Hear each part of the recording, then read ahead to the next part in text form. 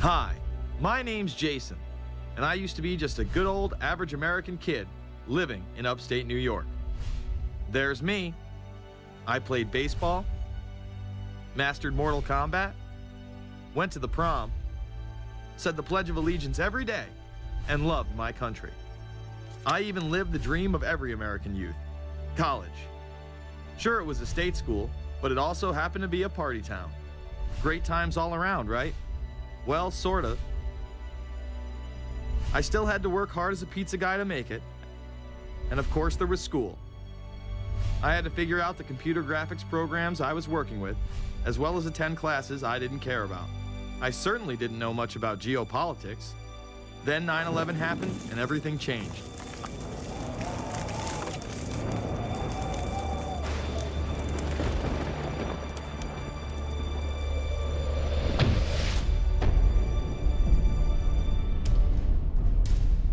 I was pissed.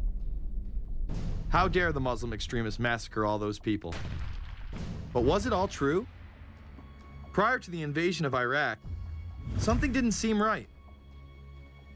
I then did a startling thing. I actually took a look at what happened that terrible September day. What I found horrified and angered me to such an extent that I took action. We were lied to, and lied to big time. Before I knew it, I went from a normal college student to the political guy at the party to one of the guys that brought you the first internet blockbuster, Loose Change. The film would not only change my life, but countless others as well. If you've ever seen Loose Change, the documentary about September 11th, conspiracy theorist documentary, it is riveting. Oh, like, yeah. You watch it, and by the end, not even the end, 10 minutes in, you're like... You got your car packed, your head... You're just like, oh my God, it's all true. So every place, there's questions coming from this documentary. And you don't have to believe everything in the documentary to still have questions come up.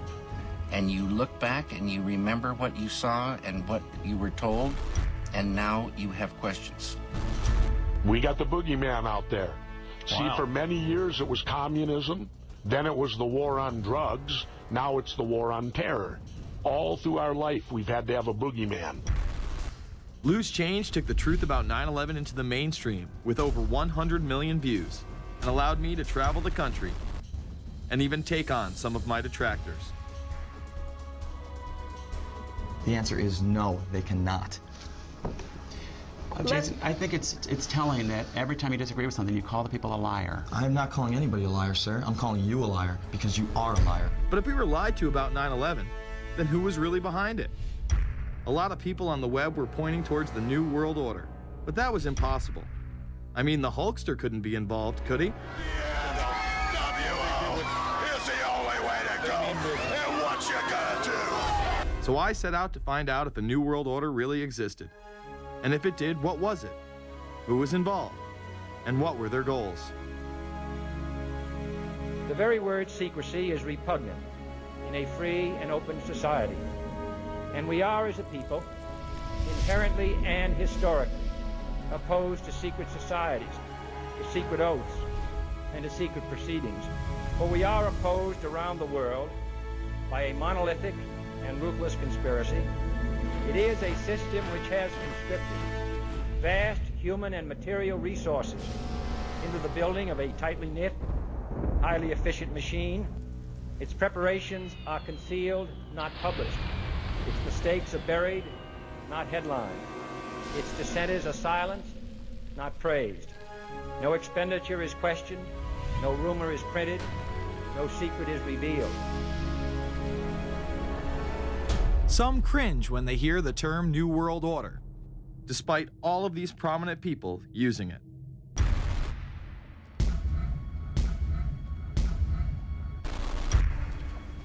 The world that maybe some people dreamt of at that conference back in Bournemouth, when it looked as if maybe history would end, that liberal democracy would triumph, that free market economics would slowly progress, and we'd have a new world order.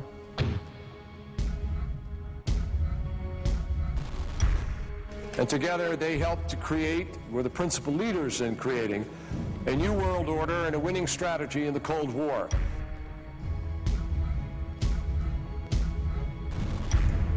We are part of a new world order.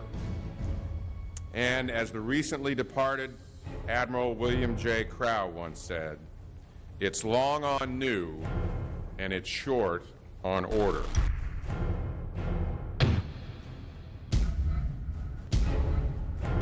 Walter Isaacson wrote a wonderful book about some of the wise men who helped shape the New World Order following the Second World War.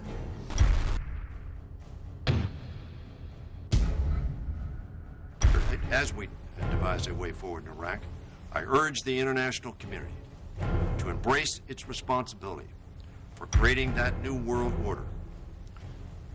A new world order based upon collective action.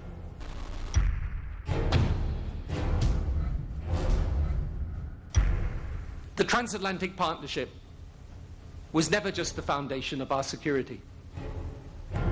It was the foundation of our way of life. It was forged an experience of the most bitter and anguished kind. Out of it came a new Europe, a new world order, a new consensus as to how life should and could be lived.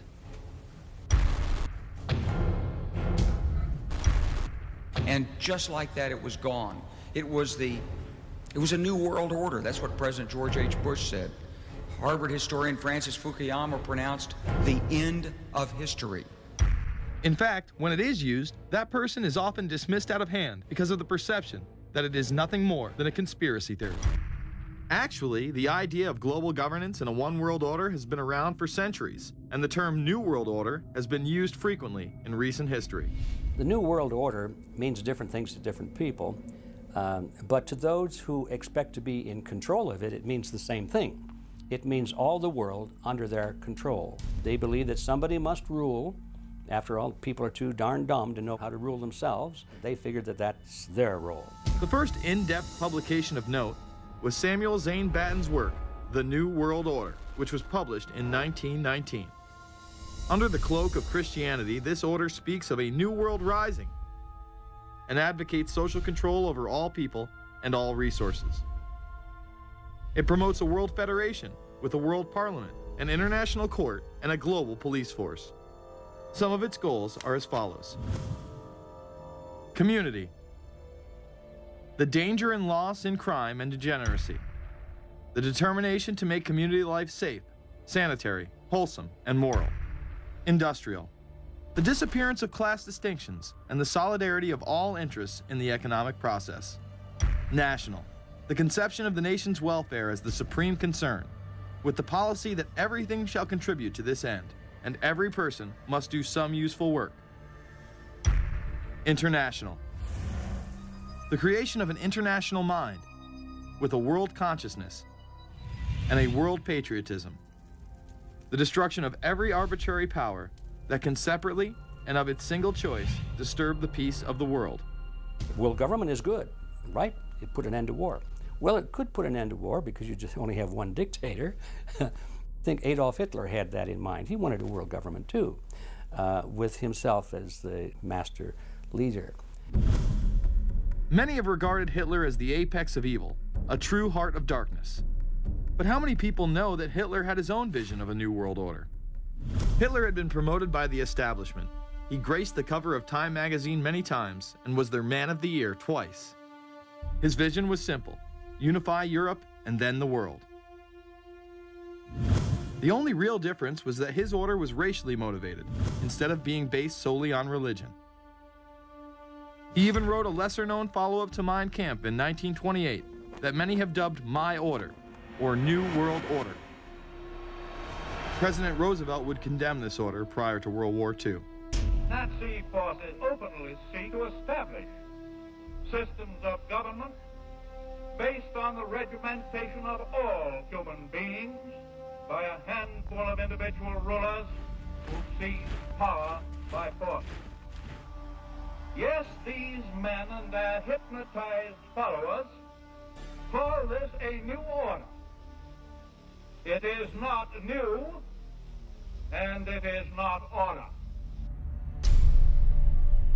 The idea of globalization was so prominent in Nazi ideology that the 1936 Berlin Games would be the first time that the Olympic rings would be displayed prominently and promoted in order to glorify the Third Reich. This symbol represents the 5 major regions of the world: Africa, America, Asia, Europe, and Oceania, interlocking and coming together as one. This one world philosophy still defines the Olympic Games today. Australia, hello and welcome. One world, one dream. Hitler's methods of youth corps, concentration camps, eugenics, and military aggression were so visible to the rest of the world, he eventually failed. However, his vision of a new world order lived on. Author H.G. Wells, the man behind The Time Machine and War of the Worlds, would write about a planned world state in which there must be a common faith and law for mankind. In 1939, he would publish a full book on the matter called The New World Order. Wells again has a similar vision, stating that national individualism has to go and that sovereign states must end. He then goes on to write, in the great struggle to evoke westernized world socialism, contemporary governments may vanish. Perhaps his most chilling prediction is that countless people will hate the New World Order, be rendered unhappy by frustration and their passions and ambitions through its advent, and will die protesting against it. Many of them quite gallant and graceful-looking people. Collectivism is that concept where individuals are considered to be discardable, and that the group is more important, and that the ultimate group, of course, is the state. And so it boils down eventually to the fact that the state is the all-important unit of society, and citizens exist only to serve the state. Other men of prominence would also promote a New World Order during the 1960s, including industrialist and former New York Governor Nelson Rockefeller. These are some of the reasons pressing us to lead vigorously towards the true building of a New World Order. Rockefeller would also become vice president under Gerald Ford. Religious leader Pope Paul VI, delegates to international organizations, public officials, gentlemen of the press, teachers and educators, all of you must realize that you have your part to play in the construction of a new world order. As well as former President Richard Nixon. And the hope that each of us has to build a new world order. However, Nixon was largely a mouthpiece for his most dominant advisor, Secretary of State Henry Kissinger. Kissinger may be the most vocal proponent for a new world order of his era. He has called for it time and time again, in policy papers, meetings, and interviews. Time magazine recognized both Nixon and Kissinger as Men of the Year after announcing their new world order in China. However, they were working on it long before. In these once classified documents, they both discussed the new order with the president of Indonesia. Mainstream media was even critical of Kissinger's vision in the early 70s.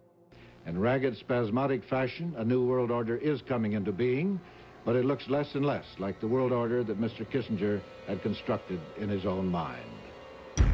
Kissinger's New World Order would fall under the radar for some time.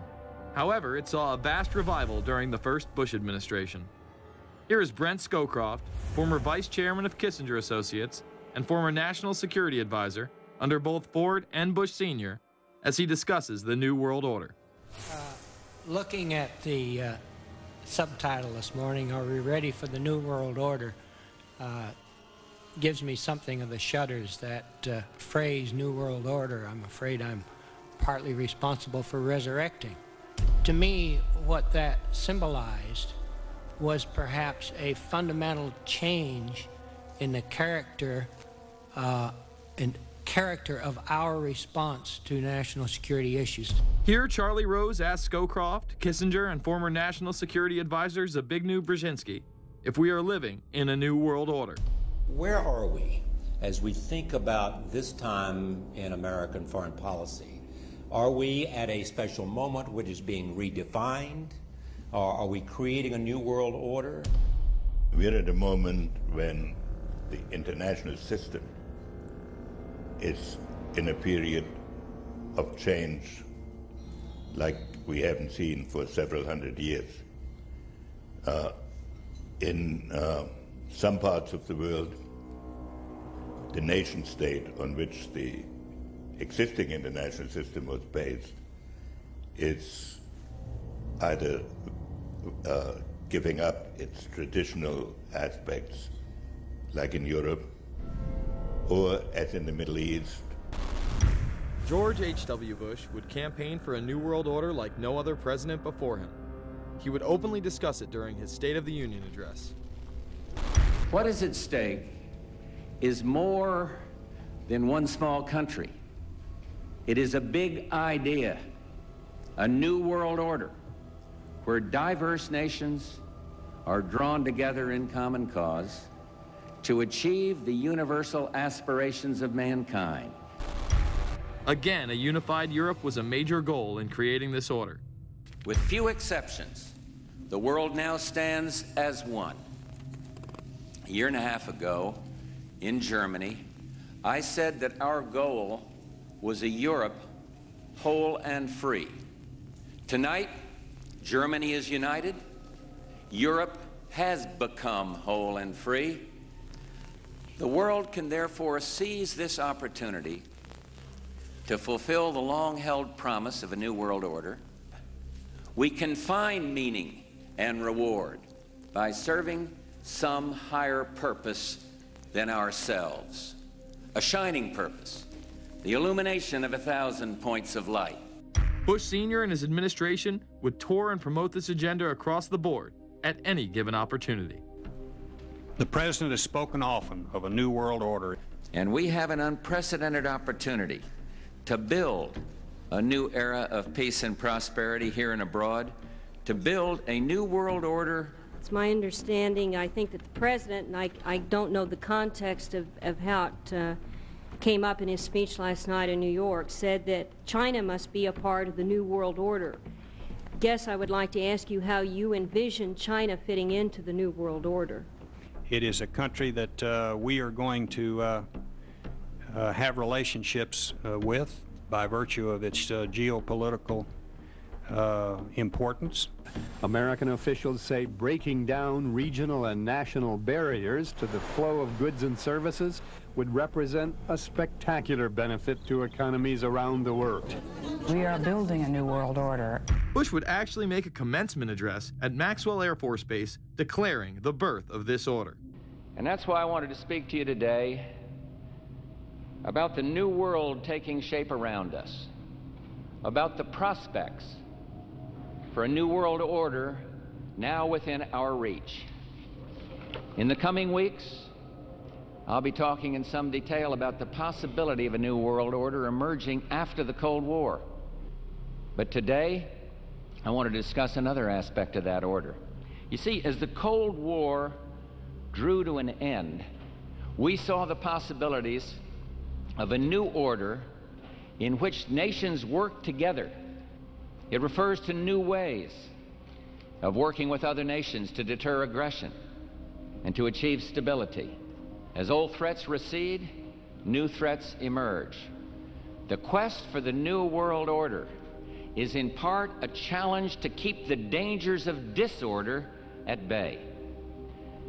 We must build on the successes of Desert Storm to give new shape and momentum to this new world order. Only when this transformation is complete will we be able to take full measure of the opportunities presented by this new and evolving world order. The new world order really is a tool for addressing a new world of possibilities. This order gains its mission and shape not just from shared interests, but from shared ideals. After the Gulf War had ended, Bush was so obsessed with the idea of a new world order that he had a series of Glocks imprinted with the term that he would give to members of his administration, including Colin Powell, Brent Scowcroft, Dick Cheney, and General Norman Schwarzkopf. Cheney would even approve policy papers regarding the New World Order. Defense Secretary Dick Cheney has approved a revised draft of a policy document on the New World Order. The Pentagon is backing off a controversial earlier draft and has abandoned a one superpower strategy. The final document puts more emphasis on international alliances and organizations. This would become an unprecedented time period for people all over the globe to discuss at length what the New World Order meant to them. People within the media, Does anybody want to talk about the New World Order? Is there a New World Order out there, or is this a vision that exists in the... He does have his vision, there's no doubt about that. But does that exist in the president's mind, or does it exist out there in reality? This president sees this episode as the first test case, as the first example for the New World Order he is trying to organize. Some people have called it the New World Disorder, and there's a lot of truth to that.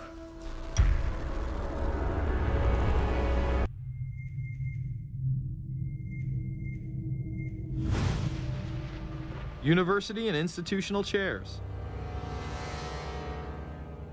I mean, we're talking a New World Order at Georgetown.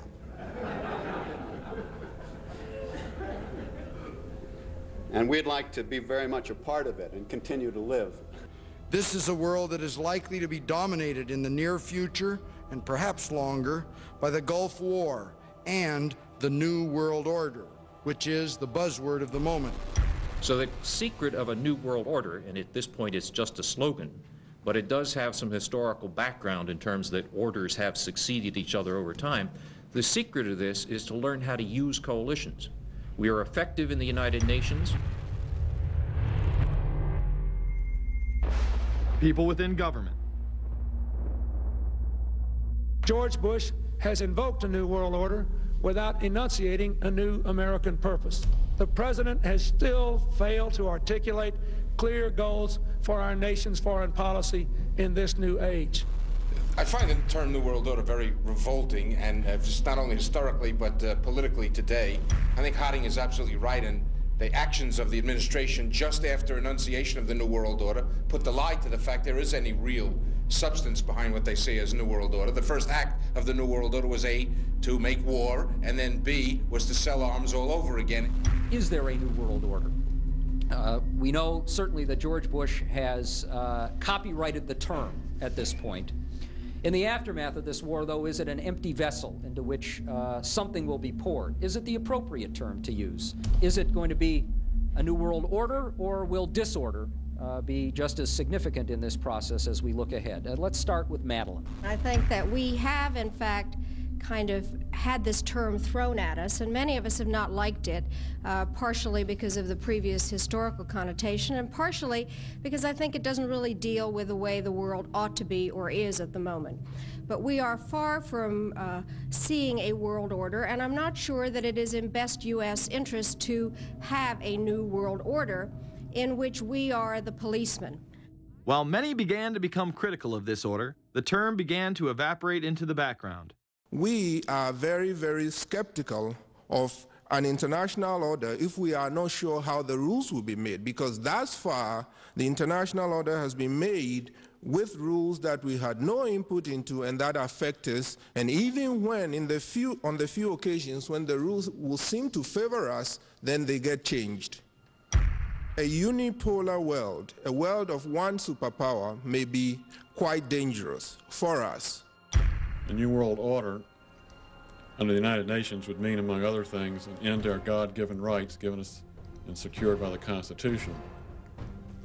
The New World Order, which now has been called by some the New World Disorder, and by some people on the more liberal persuasion, the taking over of the world by the Council on Foreign Relations, the Trilateral Commission, and the UN to put us all in slavery.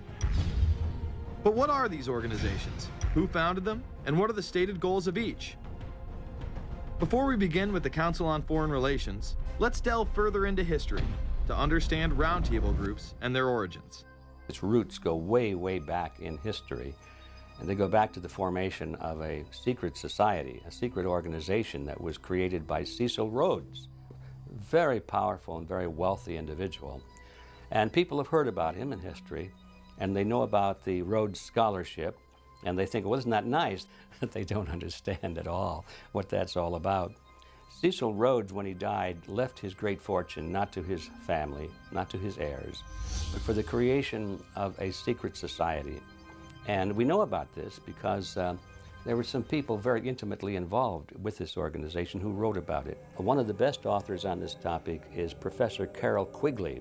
He wrote several books and Tragedy and Hope is the best known of his. He described in detail the secret organization created by Cecil Rhodes, and he explains in these books he knows about them because he was invited by the organization into its inner circle. He was never a member of it, but he was invited in as their historian, and he was allowed to see their secret records and papers and study them for several years.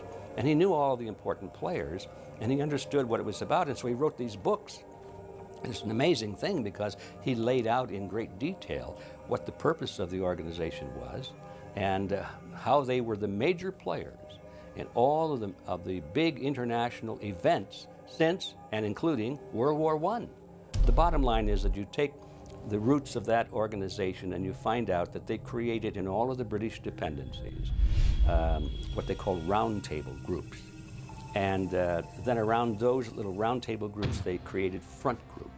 And the purpose of these front groups and roundtable groups was to penetrate into the governments of all of these different countries, to penetrate into the media centers, to penetrate into the educational systems. In other words, to penetrate into the social fabric, the power centers of society, and literally take them over from the inside without anybody being aware that they were controlling influence. After World War I, the International League of Nations arose as a precursor to the United Nations in 1919, under what seemed to be the vision of President Woodrow Wilson and his 14 points.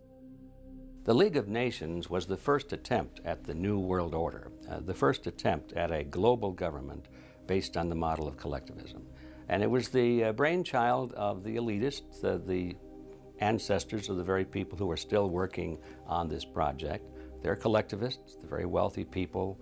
They're the ones in this country who dominated the powerful tax-exempt foundations, like the Carnegie Endowment Fund for International Peace, the Rockefeller Funds, the Ford Foundation, and groups like that. These people were on record, even way back then, that they had to have a new world government, and they dreamed of that being embodied in the League of Nations. And they were solidly behind it. And that was one of the reasons those people encouraged the United States into World War I, was because of the crisis of World War I, and that would also condition Americans to thinking of making big changes in their system, because we certainly don't want another war like that, do we? There's that fear angle again. And they thought, well, by being in World War I, then we would be a major participant at the table to carve up the world and create a new world government. And that was to be the League of Nations. Well, what happened to it is that the American people didn't really go for it. Wilson was aware of the elite and their control over society. In his book, The New Freedom, published in 1913, he discussed such a group. Since I entered politics, I have chiefly had men's views confided to me privately. Some of the biggest men in the United States, in the field of commerce and manufacture, are afraid of something. They know that there is a power somewhere so organized, so subtle, so watchful, so interlocked, so complete, so pervasive, that they better not speak above their breath when they speak in condemnation of it. Ultimately, this insight did not spare him from becoming yet another puppet of the global elite. You're watching Invisible Empire, A New World Order Defined. I'm Alex Jones, the producer of this film.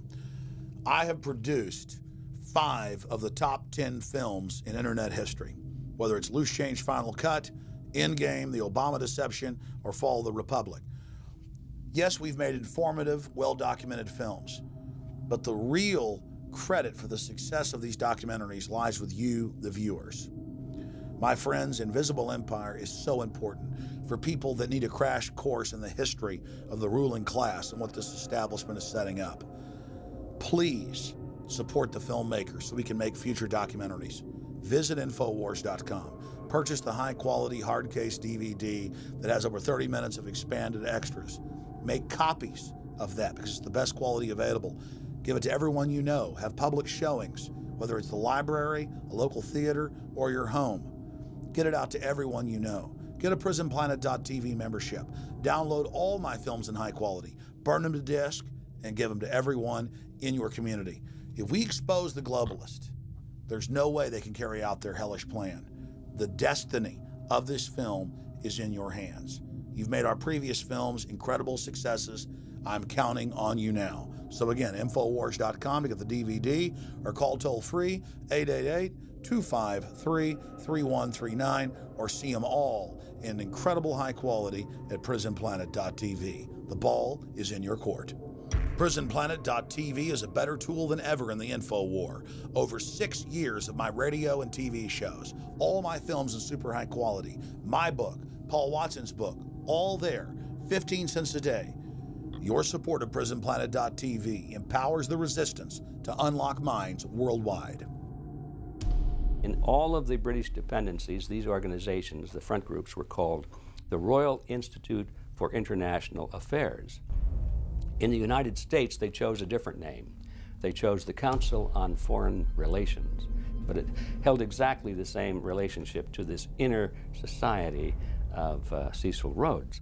Among the charter members were W. Averill Harriman of Union Banking, then President of the United States Woodrow Wilson's main advisor, Colonel Edward Mendell House, John D. Rockefeller, the founder of Standard Oil, banking mogul J.P. Morgan, and prominent bankster Paul Warburg. Well, the Council on Foreign Relations exists today. It's probably the most powerful single organization in America. Many observers, including myself, believe that it is the hidden government of the United States. These people are not elected to office, and most Americans don't even know who they are. But they are holding all of the important positions in society. There are only about 4,000 of them in the United States, but I don't care what organization you want to look at, whether it's government, or whether it's the universities, or the large media centers, or whatever it is. You look at the people at the tops of those organizations, the owners, the managers, the CEOs, the board of directors, and I'm going to say probably 80 to 90% of the great power centers of America are dominated by just those 4,000 people who are members of the Council on Foreign Relations. Throughout its history, it would contain extremely influential and powerful individuals in finance, business, media, and politics. Former presidents of the United States include Richard Nixon, Gerald Ford, Jimmy Carter, and William Jefferson Clinton. Currently, Barack Obama claims not to be a member, but has spoken in front of the Council and has had his writings published in the Council's magazine, Foreign Affairs. It's been reported that you and your wife are in the globalist CFR, which is the Council on Foreign Relations. I'd like to know if that is true. Well, first of all, I'm not the Council on Foreign Relations. I don't know if I'm a official member. I've spoken there before. It basically is just a forum where a bunch of people talk about foreign policy, and so there's nothing. There's no official membership. I don't have a card or, you know, a special handshake or anything like that. Now, why is that important? It's important because the avowed purpose of the Council on Foreign Relations is to create a new world order, a global government based on the model of collectivism. And that includes the elimination of the United States as a sovereign nation. That's why it's important. The people running this country are determined to destroy it. The Council was heavily criticized during the 1980s for being an organization hell-bent on destroying national sovereignty in favor of a world government. So many of its members hid their association with the organization. Dick Cheney had this to say in response to a question by David Rockefeller, who became the CFR's youngest director in 1949 and was chairman of the board from 1970 to 1985. He remains an honorary chairman to this day. It's good to be back at the Council on Foreign Relations. As Pete mentioned, I've been a member for a long time and was actually a director for some period of time. I never mentioned that when I was campaigning for re-election back home in Wyoming. Now, you are the president of the Council on Foreign Relations, all right? Yes, sir. You guys toy with countries of the world like toys, don't you? You're like the Illuminati, you're the Masons, you control everything, don't you? That's the rap on you guys. What's so interesting now, though, is who's on the chessboard. It's the toys, if you will, are a lot more than states. Notice that Mr. Haas does not deny that the CFR has massive control over the geopolitical arena, and instead tries to focus on the separate entities outside of nation-states. Current Secretary of State Hillary Clinton also reveals the importance of the CFR here. But it's good to have an outpost of the council right here down the street from the State Department. We get a lot of advice from the council, so this will mean I won't have as far to go to be told what we should be doing and how we should think about the future. You have these private groups that are run and created by the elite, by the ultra-rich, wealthy families that have been manipulating global markets from behind the scenes for generations. They create these private groups that then feed information to the government, to senators, to congressmen, their recommendations, their policy papers, what they think should happen. And it's fascinating because if you actually read what it is that they're doing, the recommendations that they make, they're very able to get them put in place. Discussions that are going on in these private groups are really talks that should be going on in Senate committees and in the halls of Congress, but they're happening with these ultra-elite groups that are then pushing their propaganda into the political mainstream, and then it's becoming enacted, it's becoming put into law. Still not convinced the CFR is promoting a new world order? Listen to what Leslie Gelb had to say upon leaving the New York Times to chair the organization as its president in 1993. I loved it. Doing a column is a great job. I'm going to an equally great but different job, and in a way a job that caps everything I've been doing in my life, in government and academia and in journalism. I think that's what the Council on Foreign Relations will allow me to do. Well, you know, for example, you had me and 3 or 4 other folks on this show a few months ago to talk about the New World Order, right? Exactly. Right? Bob I talk about it, you, exactly. Right. I talk about it all the time. New World Order wants a global system where one small central authority of individuals can then dictate a policy that's going to be distributed down to the rest of the world, everywhere, in the smallest little town in the middle of nowhere in some remote country. I now think it's safe to say that the Council is extremely influential on the world stage and openly promote global governance. The Council and the globalists were able to take this agenda to the next level following World War II. The United Nations was born out of the ashes of this conflict. Unlike the League of Nations, the United States not only joined this organization, they championed it. First book I wrote was The Fearful Master, a second look at the United Nations. It was written at a time when it was not popular to be critical of the UN. I mean, the United Nations was viewed by almost everybody as our last best hope for peace. It was a means, we were told, to bring humanity together and put an end to war and live in peace and harmony and promote trade and all of these good things. I wish it were any of those things, but it's not. The original charter for the United Nations was drafted in San Francisco in 1945, and the United States became a permanent member of the Security Council, along with France, the United Kingdom, the Soviet Union, and the Republic of China. The process by which other nations' belief systems could be used to erode and eviscerate our Constitution and Bill of Rights had taken a giant leap forward. The United Nations is one of the most well-known sort of globalization attempts. Its primary goal is to streamline all the governments of the world, to create a global council and to unify all the rules and all the regulations for the world. So it's essentially the precursor and an engine of this new world order. The United Nations is made up of all of the countries of the world, most of which are dictatorships of one kind or another. And you don't take a bunch of dictatorships and put them into a bag and shake it up and come out with a freedom-loving governmental unit. You come out with a global dictatorship. This was the public face of global governance. However, many other organizations have been birthed since. Even more suspect is a private group called the Trilateral Commission.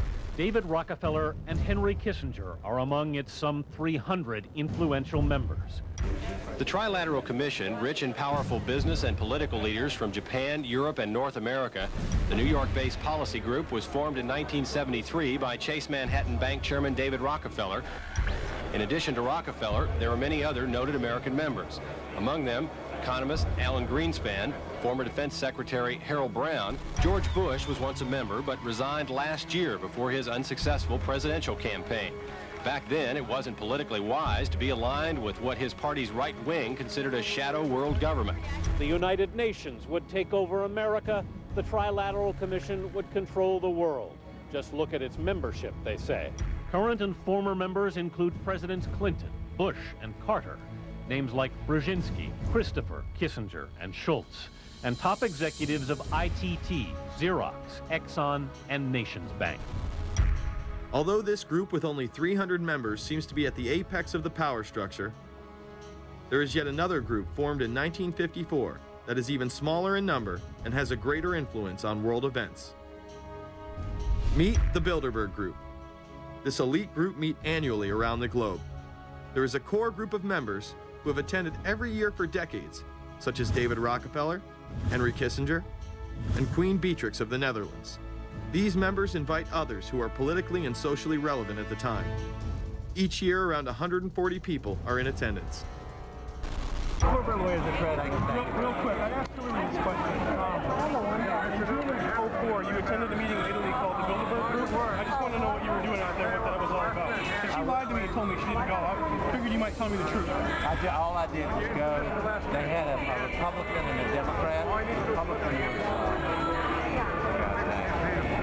I gave like a 20-minute talk on the presidential election. And did it have anything to do with being John Kerry's running mate? Did you talk about that at all? No, because I wasn't his running mate. Okay.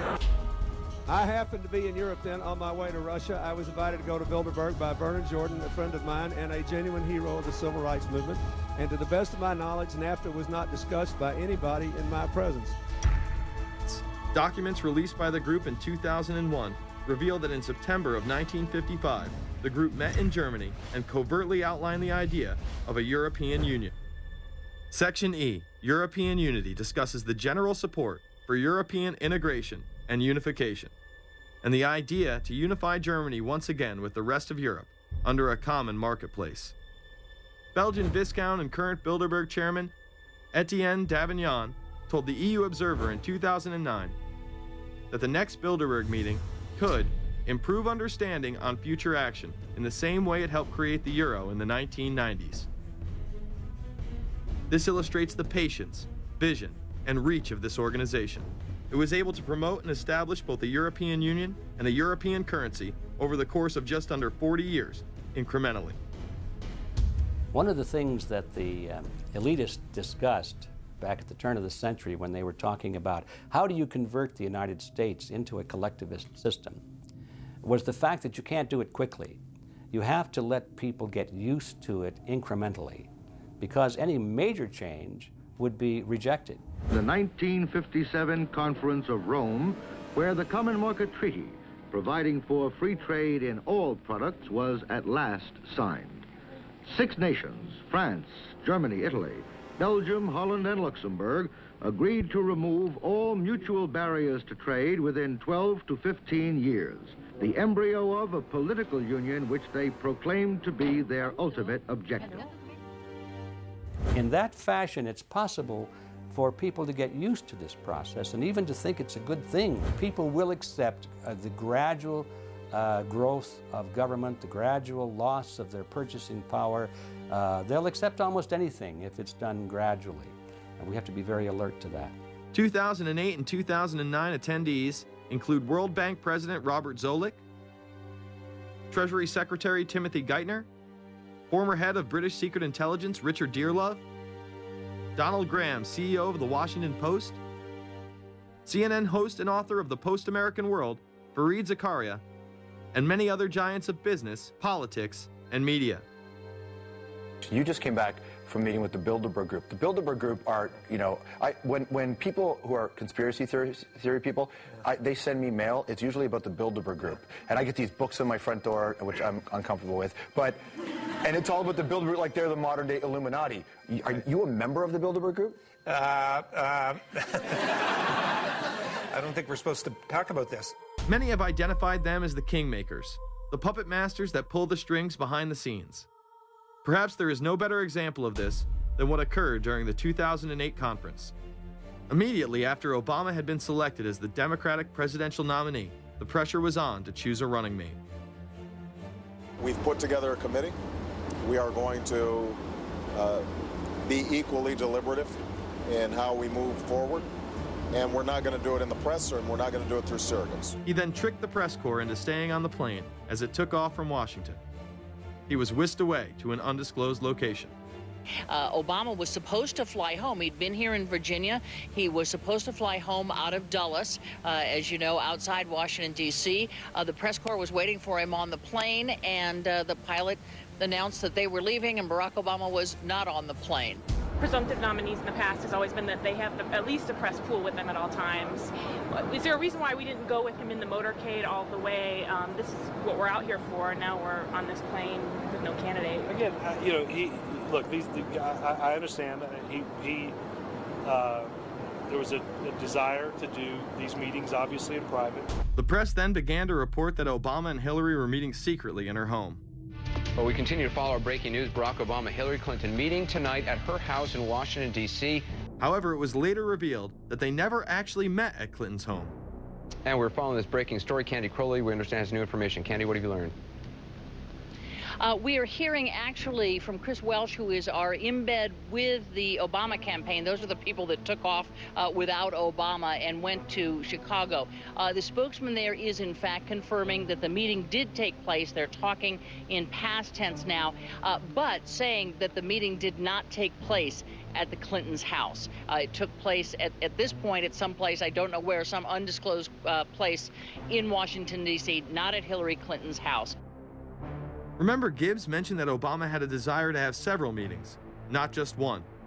Is there more than one meeting? Is there more than one person with whom you... I'm not going to get into all the details of the meetings. I don't know that I've got a ton more different answers for all of your questions. The truth of the matter is that Bilderberg just happened to be in the neighborhood at the time. They were holding their annual meeting just down the road in Chantilly, Virginia. What are the chances? What's interesting and dangerous about the New World Order is that it's not a natural progressing idea. It's just not civilization naturally evolving and organizing into this system. It's the group of extremely powerful people that are manipulating the system to get it to this status from behind the scenes without anybody's knowledge. You have to ask yourself, if there isn't an agenda going on to keep those organizations quiet and to keep them out of the news, to keep the discussions about them behind closed doors, then why is it that these supposed experts on the left and on the right never talk about them? This has been a condensed history of the globalist organizations and their rise to power. But is there a reason they meet behind closed doors? A shadow world government has been mentioned, but to truly understand what that means, let's go back to this iconic warning from President Dwight D. Eisenhower.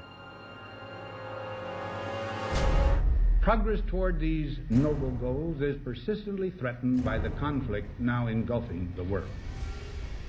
It commands our whole attention, absorbs our very beings. We face a hostile ideology, global in scope, atheistic in character, ruthless in purpose, and insidious in method. Unhappily, the danger it poses promises to be of indefinite duration. The need to maintain balance in and among national programs. Balance between the private and the public economy. Balance between the cost and hoped for advantages. Balance between the clearly necessary and the comfortably desirable. We have been compelled to create a permanent armaments industry of vast proportions. We annually spend on military security alone more than the net income of all United States corporations.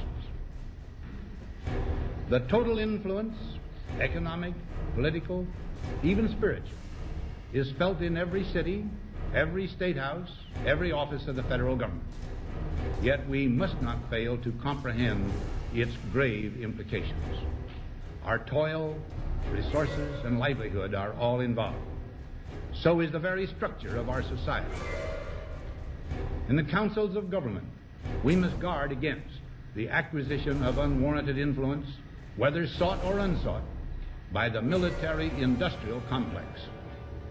The potential for the disastrous rise of misplaced power exists and will persist.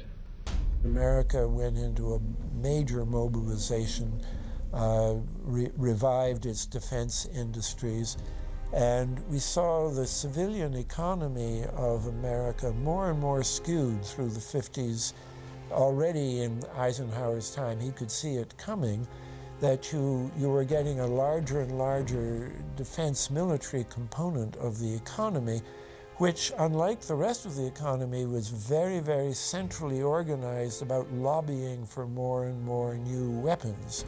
It was the political skills of this military-industrial complex, which I think Eisenhower was really warning us about, and rightly. There is a military-industrial complex. Today, we see a situation where the civilian economy is really in tatters, and most of our civilian production has gone overseas to third world countries. What do we export? Our biggest export practically is garbage, but apart from garbage, we export military equipment. We have a special act which subsidizes, makes it possible for countries abroad to buy our armaments because it's too expensive to produce them for one country only. So we have become a very efficient military-industrial complex, but the civilian economy is only a ghost of what it used to be, and this has terrible consequences for democracy because it means that the power of this lobby is now sort of dominating what goes on in Washington. Through multinational corporations, global intelligence networks, out-of-control banksters, all under the veil of national security and black operations, the global elite have consolidated power on a massive scale over the last several decades. You see, global corporations not only fund and develop large technological and military projects here and abroad, they also own the consumer industry and production, as well as all of the important media. By owning the vast majority of what we hear and see on a daily basis, we have been manipulated on a mass scale as to regards to what we believe and desire, both socially and politically. Edward Bernays, the nephew of world-famous psychoanalyst Sigmund Freud, would study group dynamics and become the father of public relations. He authored the book Propaganda in 1928. In it, he described how to intelligently and consciously manipulate the habits and opinions of the masses within a democratic society. He went on to state that those who harness this unseen mechanism of society constitute an invisible government and are the true ruling power. It is they who pull the wires which control the public mind, who harness old social forces and contrive new ways to bind and guide the world. The average American is distracted, mindless, worried about minuscule things, celebrities, as if it was their own family members. And this is by design, because the powers that be, who own the media, know how our brains work. They know scientifically how the human mind functions. They know about sociology, and they are using the media, and have used the media for decades now, to entertain people with issues that don't really matter. When you have the big news networks covering celebrity issues as if it's the most important thing, it becomes the most important thing. And this is not by accident. This is to keep us out of the way. Because if you're worried about the latest celebrity death, or the latest celebrity couple, or the celebrity breakup, or your sports team having a shot at the Super Bowl or the World Series, there's so much information about those issues that can be discussed that will mesmerize people, and they won't know or care about the real issues that are out there. Well, I think this is just one more piece of evidence of the degree to which the media, supposedly the watchdogs, has become the gatekeeper of the system. Mainstream media are, first of all, nearly all of them corporations, nearly all of them now publicly held, part of the whole Wall Street financial system that they're supposed to report about objectively, but they can't. They, right now, in October of 2009, they are celebrating the recovery of the biggest banks in New York and saying that the recession is over. Of course, there are a few problems, like foreclosures are going on, unemployment is rising. All of this is affecting the American people, but it's not affecting the financial elite who also control the media. Bernays successfully identified the invisible empire which controlled the minds of men. So as the populace is mesmerized and hypnotized by powerful behind-the-scenes forces, as they are distracted by the latest celebrity scandal, the newest cell phone, and their favorite sports team, this network disguises itself, remaining in the shadows. Despite the elite utilizing Bernays' methods, in conjunction with the military-industrial complex they had erected, a modern arm of this organization was exposed in what came to be known as the Iran-Contra scandal. Essentially, black operations were not only caught dealing arms illegally and supporting South American dictators, but also smuggling drugs into the United States. Iran-Contra was really the merging of two different programs. The first one was support for the Contras, who were, let's face it, a force of terrorists in Nicaragua trying to overthrow the Sandinista government. They were being secretly supported by the CIA, and at the bottom of the whole thing was drugs. Iran-Contra was openly exposed by massive network coverage. How was it that in 3 years, a network Washington set up to run arms to the Contras wound up running cocaine into this country for the most vicious drug cartel in the world? At the same time, we were supposed to be fighting a war against drugs. But by the same token, I also smuggled my share of weapons in exchange for those illegal substances, with the full knowledge and assistance of both the DEA and CIA. Betzner says that in 1983, he flew weapons from Florida to El Salvador and drugs from Colombia to the Bahamas on the way back. In 1984, he says, he flew twice from Florida to Costa Rica and back. We could bring back our own cargo, and they would arrange it, or we could bring back their cargo without ever having to worry about interception, arrest, anything like this, that everything was taken care of. What kind of cargo were you talking about? Drugs. Tolliver says he had 2 meetings with this man, CIA veteran Rafael Quintero. Then in March of 1986, he says he flew 14 tons of weapons down to Honduras, to this Contra resupply base set up by the CIA. We take off from Tegucigalpa, Honduras, and we leave. To? South Florida. Where in South Florida? We landed at Homestead. Homestead? Air Force Base.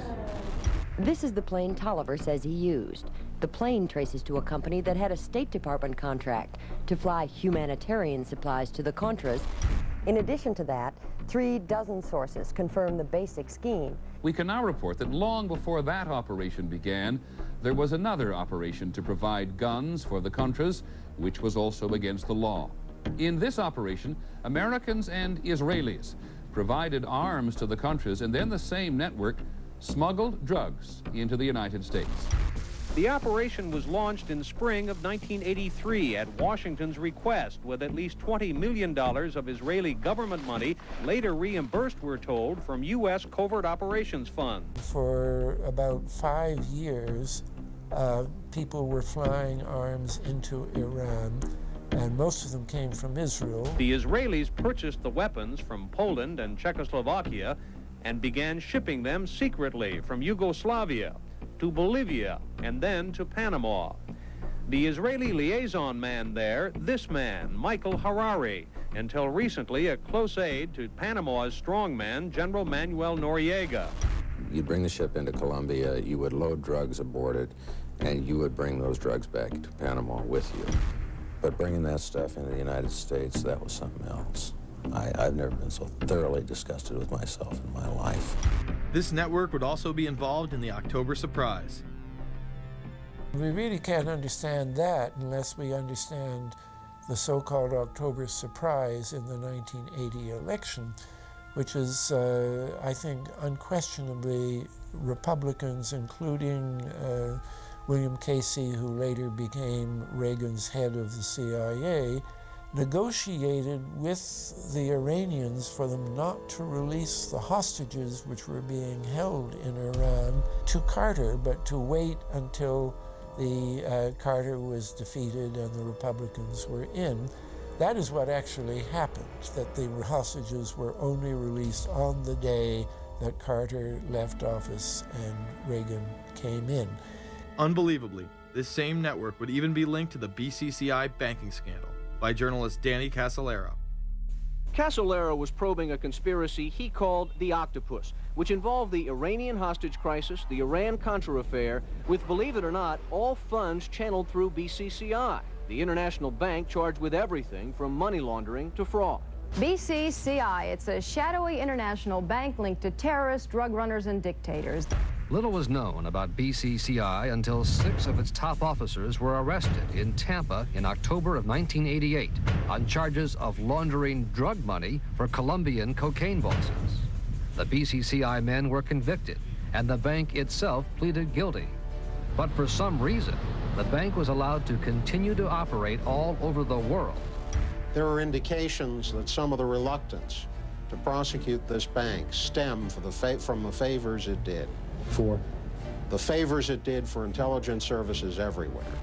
Too many secrets of too many countries, too many prominent people, too many hands-on, and that makes it desirable that this entire affair be forgotten. It began to become clear that the global traffic of drugs were funding violent dictators, rigging elections, supporting the arms trade, and enforcing the assassination of anyone who got in the way. Casolaro was found dead for his efforts in exposing this network. His death, of course, ruled a suicide. He was meeting a source in West Virginia. He was about to discover all. Instead, his body was discovered in a hotel room with 12 slashes in his wrist, but when the local authorities ruled it suicide, the family said, no way. The housekeeper had taken calls threatening his life.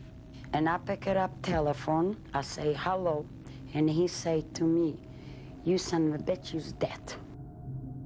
Casolaro would not be the only person involved in the scandal to wind up in a casket. Meet Barry Seal. At first, the media portrayed Seal as a drug dealer gone good, who was assassinated by the Colombian mafia. Authorities believe last night's machine gun killing of top drug informant Barry Seal was ordered by drug bosses in Medellin, Colombia, who sent 5 men to Baton Rouge to kill Seal. Sam Dalton was the lawyer that represented the Colombian hitmen convicted of his assassination. We were trying to subpoena the CIA because we felt like they had documents, exhibits, and evidence that would indicate complicity in Seal's assassination. When they were able to gain access of Barry Seal's trunk the night of the murder, the personal phone number of none other than George H.W. Bush was present. Louis Unglesby, the former attorney for Mr. Seal, also confirms that he once called the office of the vice president after Seal had given him the number.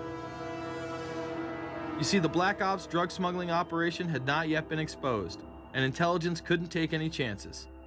It was later revealed that Seal was involved in smuggling cocaine into Mena, Arkansas, while Bill Clinton sat as governor. 1983, Ronald Reagan was president, Bill Clinton was governor. And little Mena, Arkansas, changed from a quiet town to a center for drug smuggling and reported Contra support activity. In the middle of it all, this man, admitted dope smuggler Barry Seal. Arkansas State Trooper Russell Welch investigated Seal's organization. Each trip would have 250 to 350 pounds of cocaine. According to the London Telegraph, Arkansas State Trooper Larry Patterson testified under oath that he and his officers discussed repeatedly in Clinton's presence the large quantities of drugs being flown into Mena Airport, large quantities of money, large quantities of guns. Hot Springs police officers would also record Roger Clinton, Bill's brother, during a cocaine transaction stating, "Gotta get some for my brother. He's got a nose like a vacuum cleaner." There was also a large amount of money laundering going on in Mena. Former IRS agent William Duncan traced some of Seal's drug profits laundered through Mena banks. We had direct testimony from people who were involved in the money laundering operation. We had testimony from people at banks who observed the transactions. What happened when you tried to make this case before a grand jury? I was never asked to present the evidence to a grand jury, ever. This very same network used BCCI to fund the Afghani rebels. The deputy director of the CIA, Richard Kerr, said late today that the CIA did use the Bank of Credit and Commerce International, BCCI, to support CIA activities overseas. Most people still believe that the Soviets had maliciously invaded Afghanistan in order to spread their communist agenda. The Al-Qaeda was essentially a kind of a byproduct of Brzezinski's campaign to embarrass the Soviet Union in Afghanistan. They weren't in Afghanistan at that time. Brzezinski boasted later that he was responsible for drawing them into Afghanistan. And he did this extraordinary interview with Le Nouvel Observateur in France, and they said, but aren't you worried that you've created this whole new force of Al-Qaeda? And he said, oh, what's more important, a few crazed Islamists or the fall of the Berlin Wall? And they said, but you know, is there no danger? Aren't they dangerous? And he said, nonsense. He said all this in 1998. So I knew Brzezinski at McGill University. We were students together and took very small classes together. And in some ways he's bright, and in some ways he's kind of nuts. And he had the kind of nuttiness that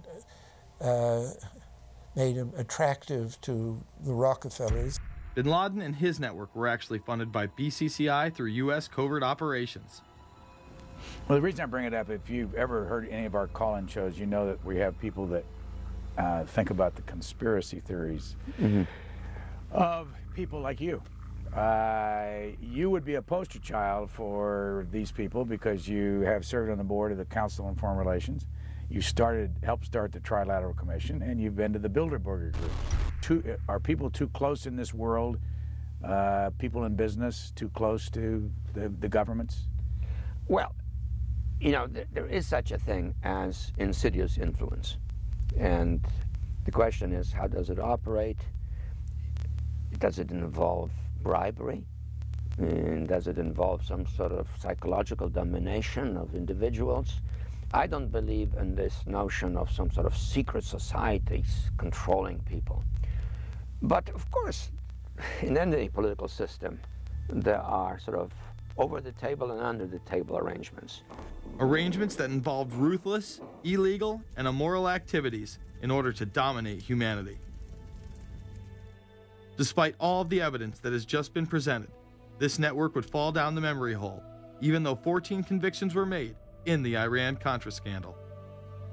The continued cover-up would be made possible by George H.W. Bush. These documents that came forward in the North trial clearly reveal the involvement of the Vice President to a greater degree, I think, than he has acknowledged heretofore. This, of course, did not stop him from pardoning those involved during the twilight of his presidency. Some new reverberations today to President Bush's Christmas Eve surprise, the pardoning of former Defense Secretary Caspar Weinberger and several others in connection with the Iran-Contra allegations. Well, now the special prosecutor says it's the president who needs to explain some things. The real issue is why the notes weren't produced 5 years ago when the congressional investigation and the independent counsel's investigation had requested them. Because high-level political officials scrambled to limit the investigation and establish plausible deniability for the upper echelons of the network, including Bush himself. So who is this guy, and how did he come to power? To understand that, we must first take a look at his father, Prescott. Prescott was born into privilege and became extremely influential in business, intelligence, and politics. He helped establish the CIA out of the Army's Office of Strategic Services with the Dulles brothers, and served as a senator in the state of Connecticut. However, during his time serving as one of the directors of Union Banking Corporation, he was doing business with Nazis. The Bushes have been sort of at the heart of the military-industrial complex since its very beginning, and that Prescott was involved in a firm that actually fronted for Nazi firms in America. In fact, Union Banking and its subsidiaries were seized by the United States government in October of 1942 under the Trading with the Enemy Act. After the war, the assets were returned, a few fines were paid, and it was swept under the rug of forgotten history. These Nazi ties should not be all that shocking, seeing as it has been declassified that the Office of Strategic Services recruited Nazis into its ranks through Project Paperclip in August of 1945. George Bush seemed to follow in his father's footsteps, using Prescott's business connections to move to Texas and get into the oil industry. He would first attain political office as a Texas congressman in 1966, but then lose his bid as a Texas senator in 1970. It was at this time that Nixon appointed Bush as an ambassador to the United Nations. According to official accounts, Bush then began work with the CIA as its director in 1976. Evidence suggests that Mr. Bush and the CIA actually had a much longer-standing relationship. There are indications that he had relations to the CIA before. There's a very strange memo, and the name's George Bush. And when this was published, there was a lot of fuzzing of the issues, but given George H.W. Bush's strong connections with the Cuban community, I think there is a good chance that it was the George Bush we know, so that he did have a CIA connection. Bush left the CIA just under a year after his appointment. He is credited with restoring the agency's morale, as its image was being shattered by the Church Committee's revelations of the CIA's unauthorized activities involving assassinations and corruption. In reality, Bush was responsible for denying the Church Committee many of the documents it requested and making it impossible for them to do a thorough investigation. After his time as CIA director, he devoted himself to becoming the next president of the United States. Many people within his own party did not like his globalist ties. Along the campaign trail, Bush continually had to explain his association with the group. You know J.R. Ewing in the show Dallas? J.R. is a member of the Trilateral Commission, I think. It's got to be because it's so bad. Let me tell you something. I used to be a member of it. I resigned, as I did from every business thing I was in, to concentrate on one thing, running for President of the United States. Ronald Reagan initially had no interest in having Bush as his running mate. Even then presidential candidate Ronald Reagan had questions. I would suggest that maybe Mr. Bush would clear the air if he'd tell us why he resigned. Reagan's backers then forced him to choose their intelligence frontman, George H.W. Bush, as his vice president. But in spite of last year's campaign rhetoric, all seems to be back to normal between George Bush and his old colleagues. And President Reagan, who is relying on many of these powerful business leaders to make his economic package work, will host commission representatives at the White House Monday. After Reagan's election, there was an attempt on his life, just 69 days into office. Astoundingly, Bush would again be connected. So just who is John Hinckley, Jr.?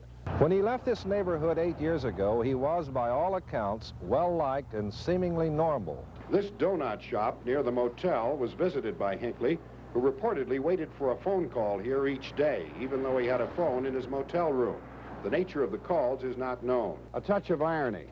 The young man walking with the elder Hinckley is 30-year-old Scott Hinckley, John Jr.'s brother.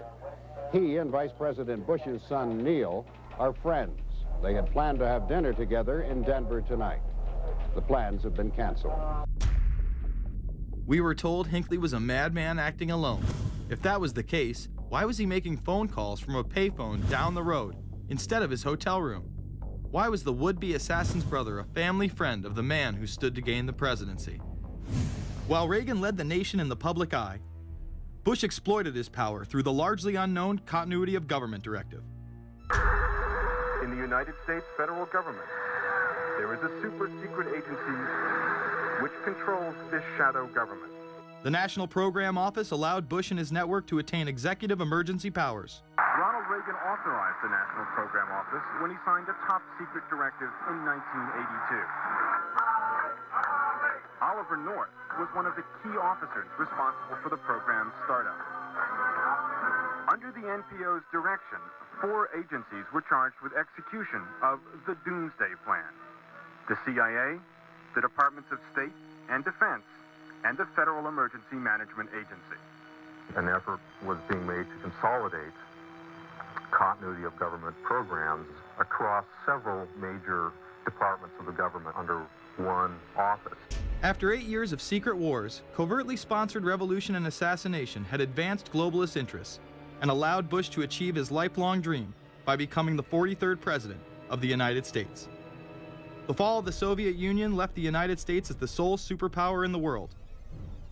The Wolfowitz Doctrine stated, "We must maintain the mechanism for deterring potential competitors from even aspiring to a larger regional or global role." The New World Order was on display with the first Gulf War and the creation of a European Union. After losing to his crony Bill Clinton, he faded into the background as the agenda for a New World Order marched forward. After 1989, President Bush said, and it's a phrase that I often use myself, that we needed a New World Order. We have just exposed many of the globalist operations, including drug dealing, funding terror, dealing arms, and taking over the United States government by stealth.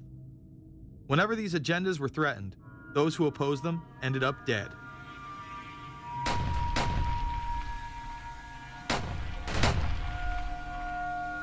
We've got some difficult days ahead,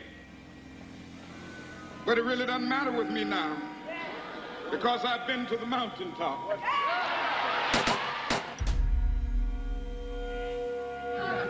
My thanks to all of you, and now it's on to Chicago, and let's win there. Thank you very much. Gave a paper about all three of the big assassinations in the 60s, which was John F. Kennedy, Bobby Kennedy, and Martin Luther King. And there are certain common denominators. I call these events deep events. We've become accustomed to the idea that every now and then something is going to happen, and we just know from the beginning we're not going to get to the bottom of it. And the more they happen, the more reconciled we've become to this state of affairs. In 1978, the House Select Committee on Assassinations could not ignore there was a conspiracy in regards to the assassination of John F. Kennedy and Martin Luther King Jr. Good evening. A congressional committee has concluded that President John Kennedy and civil rights leader Martin Luther King Jr., both of them, were probably killed as the result of conspiracies. The House Assassinations Committee wound up its 2-year study by recommending that the Justice Department look into both cases. In the assassination of Dr. Martin Luther King, the committee concluded the likelihood of conspiracy. The committee's summary of findings says President Kennedy was probably assassinated as a result of a conspiracy, that its evidence establishes a high probability that 2 gunmen fired at the motorcade. The committee concluded that President Kennedy did not receive adequate Secret Service protection in Dallas, that the CIA was deficient in sharing information before and after, that the Justice Department and Warren Commission failed to pursue possible conspiracies and made their conclusions too definite. There seems to be no debate that the CIA and Secret Service were involved in the assassination, as you can clearly see 2 Secret Service agents being taken away from their positions at the back of Kennedy's vehicle just moments before the assassination. And no matter what you believe about Oswald, it has now been declassified that Oswald was trained by the CIA in 1957 under the cover of the Office of Naval Intelligence. These political assassinations continue to this day. The 11-person jury in the inquest must decide if these stills, never before seen of Diana in the Mercedes and then the crash, are the frantic moments after a tragic accident or the aftermath of a calculated murder. Mr. Al-Fayed? Mohammed Al-Fayed, Dodi's father, has long since made up his mind. I believe that my son and Princess Diana have been murdered by the royal family. He claims Diana was pregnant and about to announce her engagement to his son, an embarrassment so great, he says, that Prince Philip commissioned British Secret Service to kill the couple. Assassination is an option when the ruling class can identify an enemy who cannot be compromised. But how do they bend the population's will to do their bidding? Well, the false flag operation is one in which the attacker carries the flag of someone else. It's usually a military operation, and the purpose, of course, is to create the impression that the attacker is someone else. They want to create negative public opinion against the nation whose flag was being used. Or they may even not use a flag at all. This sort of thing is done all the time, and it's certainly not unique in history. I think we've been seeing a lot of it lately. Americans are easily motivated by false flag operations, and I think it's inevitable that we will see false flag operations in the near future. It is used in order to seize power at an accelerated pace. A very well-documented modern example of this is the Tonkin Gulf incident. There were two sets of Tonkin Gulf incidents. The first one on August 2nd were real but trivial. The second on August 4th, 2 days later, were the ones to which we actually sent planes off in retaliation and were, in theory, much bigger, a torpedo attack on a U.S. destroyer, but in fact it never happened. When McNamara visited Vietnam, he confirmed the Tonkin Gulf incident never occurred, and once again, we were lied into war. To this day, I don't know what happened on August 2nd and August 4th, 1964 in the Tonkin Gulf. The general provided the answer, saying his Navy attacked the Maddox on August 2nd. But on the 4th, nothing happened. There was absolutely nothing, he said. We know for a fact now that NSA and CIA both falsified their reports up to Johnson on that day to make it look as if there had been an attack. Upon the fall of communism, a new threat had to be established in order to maintain their military-industrial complex and keep the people in fear of invisible enemies. More modern examples of this have been used not only to start conflicts abroad, but to instill fear in large populations in order to demonize groups and further erode civil liberties. The majority of people still believe that Timothy McVeigh was a right-wing extremist who bombed the Oklahoma City building with a Ryder truck because he was upset with the government. People close to the event told a very different story. A local congressman believes that convicted bomber Timothy McVeigh and his accused co-conspirator Terry Nichols are not the only ones involved. The Oklahoma State Representative Charles Key produced a videotape featuring witnesses who claim to have seen Timothy McVeigh with another man the morning of the bombing. He was wearing a ball cap. Timothy McVeigh had his on backwards, which just like this. It was on his head. The other gentleman had his on like this. In fact, the FBI had actively pursued John Doe No. 2 in its initial investigation, then denied his existence altogether. There were also multiple reports that explosives were found inside the Murrah building. The Justice Department is reporting that a second explosive device has been found in the AP Murrah building in downtown Oklahoma City. Mike, you're still with us, aren't you? Yes, I am, and I might tell you in addition to that, that in fact what we were told at the scene a few minutes ago was that in fact 2 different explosive devices were found in addition to the one that went off. The second explosive was found and diffused. The third explosive that was found, and they are working on right now as we speak, I understand, both the second and third explosives, if you can imagine this, were larger than the first. Bomb squads were actually caught on video pulling into the building to retrieve these devices.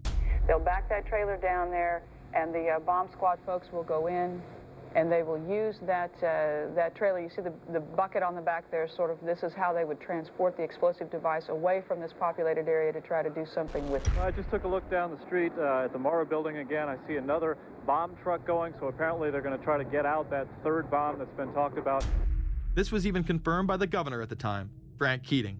One device was deactivated. Apparently there's another device, and obviously whatever did the damage to the Murrah building was a tremendous, very sophisticated explosive device. Members of the ATF who would have normally been in the building were tipped off prior to the bombing. He saw what appeared to be a police bomb squad truck near the Murrah building 2 hours before the blast. It had a shield on the side of the door, and it said bomb disposal or bomb squad below it, and I really found that interesting. Another witness who spoke to ABC News on the condition of anonymity will tell the grand jury tomorrow he was told by an ATF official agents working in the building had been warned in advance not to come to work. He just came out and told me that the ATF wasn't in the building that day. They'd been tipped by their pagers not to come to work, which I was flabbergasted.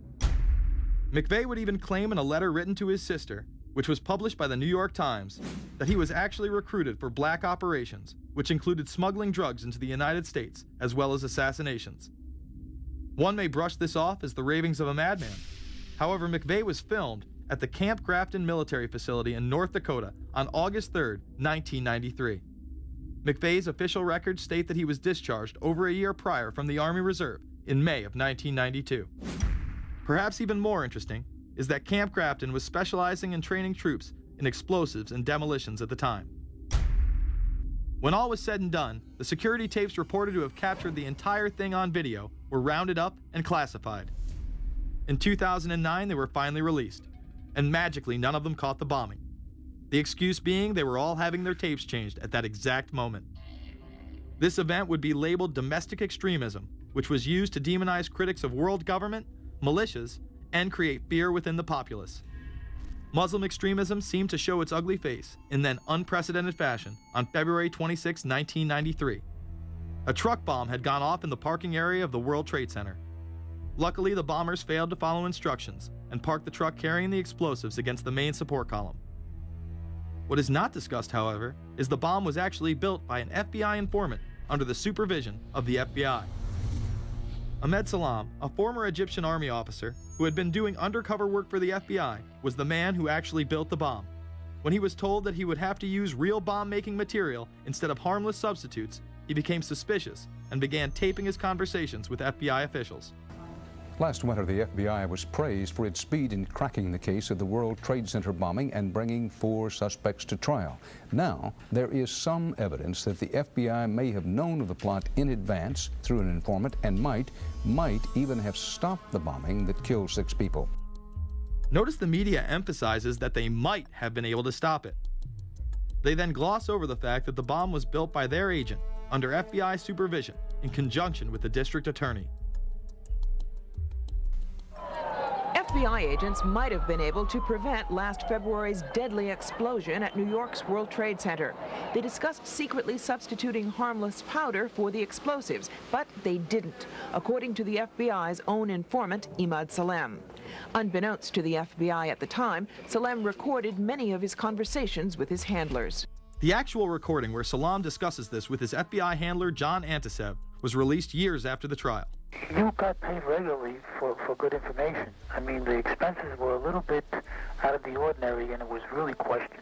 Don't tell Nancy I told you this. Well, I have to tell her, of course. Well, then if you have to, you have to. Yeah, because, I mean, the lady was being honest, and I was being honest, and everything was submitted with a receipt. Yeah. And now it's questionable. It's not questionable. It's like a little out of ordinary. Okay. You know. All right. I don't think it was. If that's what you think, guys, fine. But I don't think that, because we was start already building the bomb, which is went off in the World Trade Center. It was built by supervision from the Bureau and the GA, and we was all informed about it, and we know that the bomb start to be built. By who? By your confidential informant. What a wonderful, great case. Following the convictions of the Muslims who were too inept to make their own bomb and park the vehicle in the proper area, Salam was pulled into the FBI's Witness Protection Program, where he has never been heard from again. Prior to the largest and most devastating terrorist attack on U.S. soil, the United States was poised as the first truly global superpower. Brzezinski would muse in 1997 that geostrategic success would represent a fitting legacy of America's role as the first, only, and last truly global superpower, and that the only way to mobilize Americans was a truly massive and widely perceived direct external threat. In September of 2000, a neoconservative think tank called the Project for a New American Century echoed Brzezinski's statements, saying the United States is the world's only superpower, combining preeminent military power, global technological leadership, and the world's largest economy. An engine for New World Order ideals, members of PNAC included Dick Cheney, Donald Rumsfeld, Jeb Bush, Scooter Libby, William Kristol, and Paul Wolfowitz. Describing the difficulty in projecting force, they write the process of transformation is likely to be a long one, absent some catastrophic and catalyzing event, like a new Pearl Harbor. This takes us full circle to the September 11th attacks of 2001.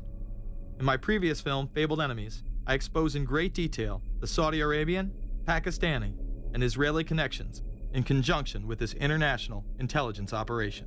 In the early 1980s, bin Laden worked with operatives from U.S. intelligence, the Pakistani military, and Arab states. They ran a wide-ranging covert network that recruited and financed Muslim fighters to battle the Soviet army. The hijackers that were trained at U.S. military installations and protected by the FBI and CIA. The military exercises leading up to 9/11, and those that took place as the attacks occurred. Open line. Surveillance, Sergeant Richmond. Sergeant Richmond, Sergeant Light from Cheyenne Mountain Test Control. How are you? I'm doing fine. Okay, I need you to terminate all exercise inputs coming to Cheyenne Mountain at this time. Copy.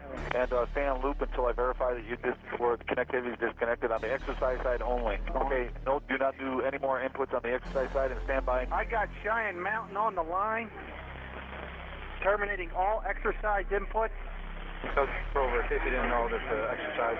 Oh, yeah. The Black Ops program, Able Danger, and the shadow government involvement.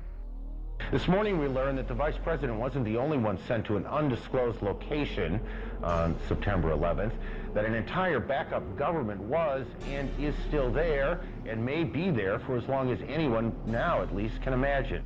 As well as much, much more. The government has lied about 9/11 repeatedly and used it to dominate the Middle East, while creating an evolving police state here, encroaching on civil liberties at home. And of course, building a new world order. There is a chance for the President of the United States to use this disaster to carry out what his father, a phrase his father used, I think, only once, and hasn't been used since, and that is a new world order. We know now that September 11th of 2001 was the beginning of what we might call a new world order. The new world order that this president's father talked about with such great enthusiasm seems to be high on the agenda of this administration. Under the second Bush administration, massive amounts of civil liberties were openly and brazenly taken away following 9/11. The passage of the Patriot Acts, the Military Commissions Act, and other horrifying anti-constitutional legislation was enabled by the incredible amount of fear generated by the media, all in the name of keeping us safe here at home.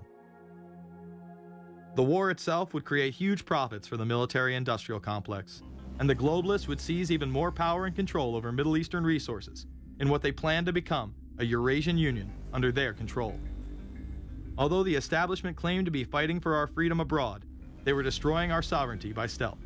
Expanding on NAFTA, they were able to consolidate power on the domestic front by deindustrializing the United States through CAFTA, the Central American Free Trade Agreement, as well as the SPP, the Securities and Prosperity Partnership.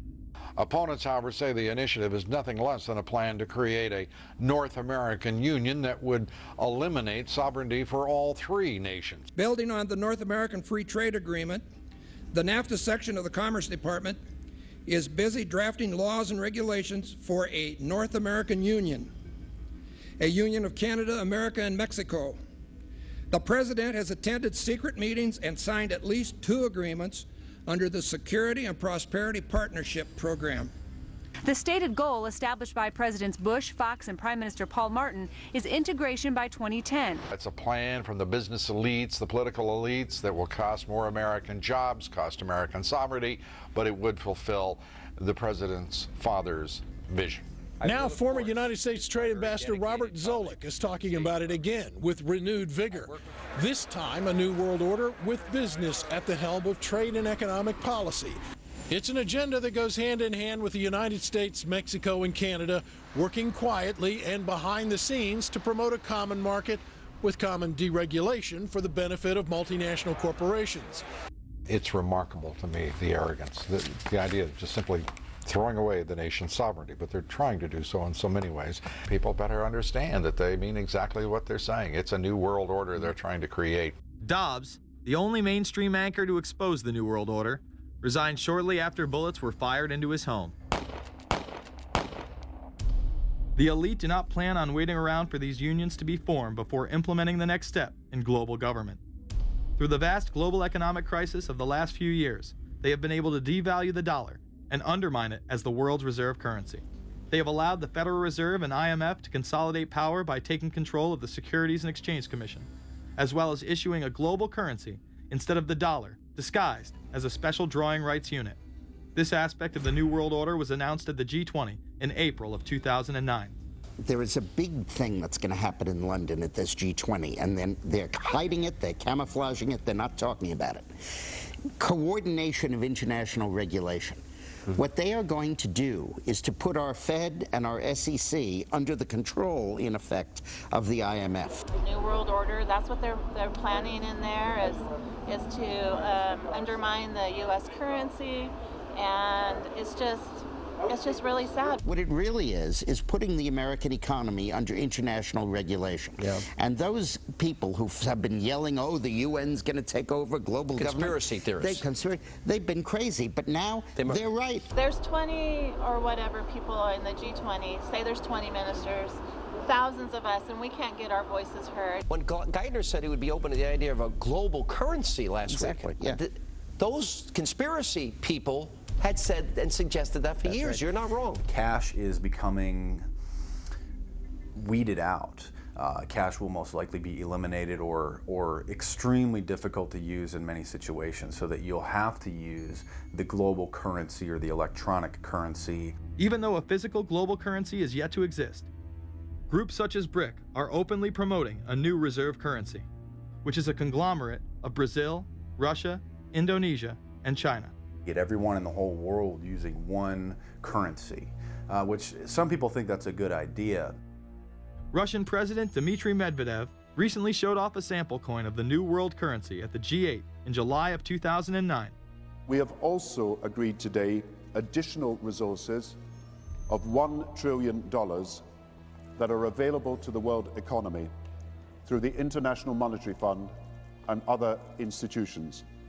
This includes 250 billion from special drawing rights, the reserve currency of the IMF, drawing rights that will be issued to countries who are part of the International Monetary Fund. I think a new world order is emerging, and with it the foundations of a new and progressive era of international cooperation. The head of the European Union is also calling for global government.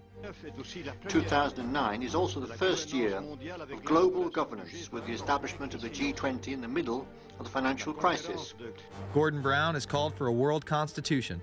We now need nothing short of a world constitution for the global financial system. Both Gordon Brown and Barack Obama had been groomed to be the next Anglo-American spokesman for this new world order after Bush and Blair stepped down. Here is Gordon Brown in front of the CBI prior to him being chosen to become Prime Minister.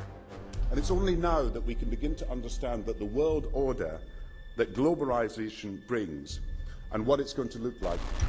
But what does the new world order mean for countries like ours who are looking to succeed? And the question for us is how we meet and master all these challenges to ensure that Britain enhances its competitiveness in the process and realizes what I believe is our destiny of success in this new world order. A new world is emerging. It is a new world order with significantly different and radically new challenges for the future. President Barack Obama has also espoused similar views on globalism. Here he is in Berlin, Germany, in July of 2008, in what media have dubbed his New World Order speech. Well, there have been extraordinary scenes in Berlin tonight as thousands of people gathered to hear Barack Obama deliver key foreign policy speech on his current European tour. The Democratic presidential hopeful laid out his vision for America's place in a new world order. In this new world, such dangerous currents have swept along faster than our efforts to contain them. And that is why we cannot afford to be divided. No one nation, no matter how large or powerful, can defeat such challenges alone. But the burdens of global citizenship continue to bind us together. In this new century, Americans and Europeans alike will be required to do more, not less. Partnership and cooperation among nations is not a choice. It is the only way, the one way, to protect our common security and advance our common humanity. That is why America cannot turn inward. That is why Europe cannot turn inward. America has no better partner than Europe. Now Now is the time to build new bridges across the globe as strong as the one that binds us across the Atlantic. Now is the time to join together through constant cooperation and strong institutions and shared sacrifice and a global commitment to progress to meet the challenges of the 21st century. Barack Obama also became the first sitting president to ever become the chair of the Security Council for the United Nations, which only further cites his allegiance to world government. In an era when our destiny is shared, power is no longer a zero-sum game. No one nation can or should try to dominate another nation. No world order that elevates one nation or group of people over another will succeed. No balance of power among nations will hold. The traditional divisions between nations of the South and the North make no sense in an interconnected world. I think his task will be to develop an overall strategy for America in this period when really a new world order can be created. It's a great opportunity. The globalists, who know that Obama is going to promote their plan, want to make him such a superhero that nobody will question what he's doing. He is very much a product of the system that he is now technically in charge of. Obama alone, or the Democrat Party alone, is not responsible for his massive rock star status. It's been done by the media. This establishes that Obama is an unapologetic globalist who holds no one nation above another, despite its policies. Perhaps we should move towards a society more like China if that's the case.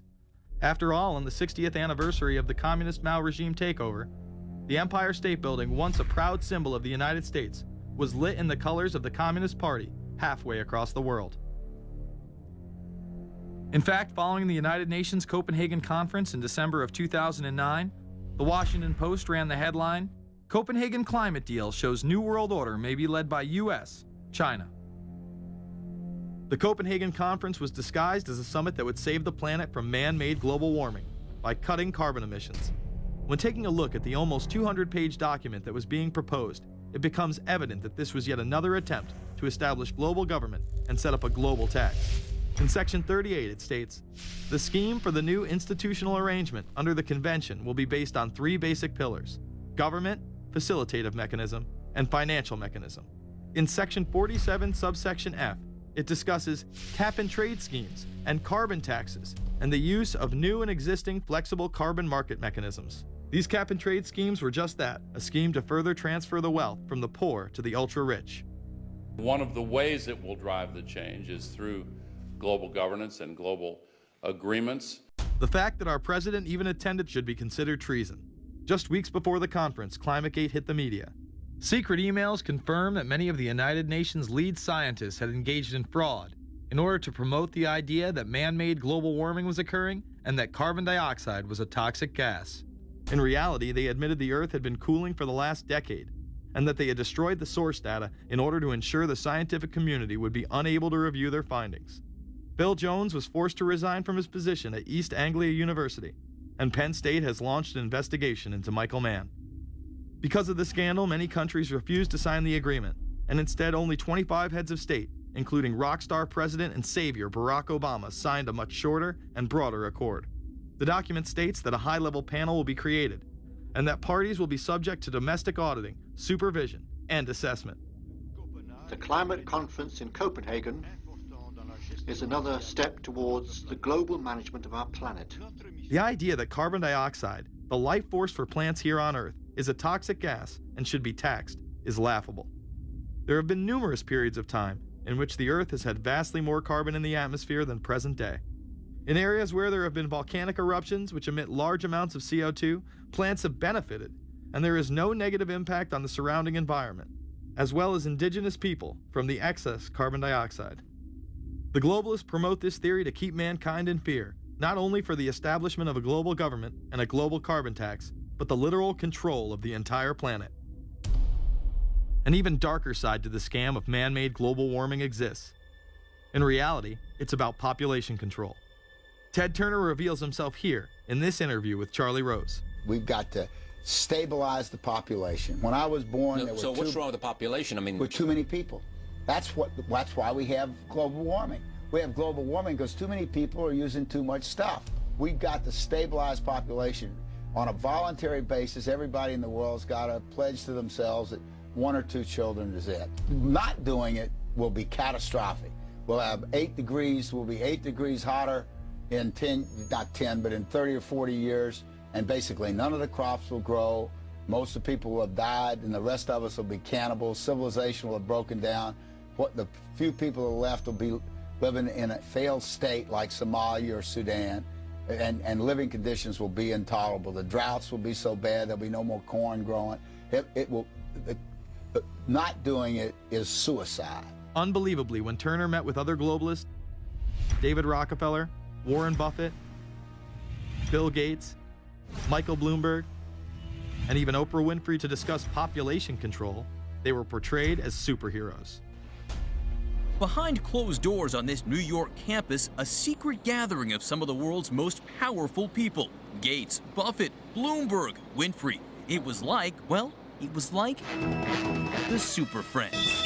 In the great hall of the Justice League, there are assembled the world's 4 greatest heroes. Together with others at the meeting, including George Soros, Ted Turner, David Rockefeller, they're worth more than $125 billion. The new Superman and Wonder Woman, the super rich friends, not fighting bad guys, but fighting for good nonetheless. Would a superhero call for a one-child policy? Would a superhero call for population control? In a recent interview, he claims that 2 billion people would be ideal. That means 4 billion plus must die to accommodate a man who owns more acreage than anyone else on the planet. Let's not forget that Ted Turner is the president of the United Nations Foundation. There are countless examples of how we are being indoctrinated to accept these kind of conditions and believe that man and his activities are the problem. From the promotion of climate cops, we're the carbon cops and we're on the lookout for energy wasters, to phony liberals and conservatives getting together to promote climate change.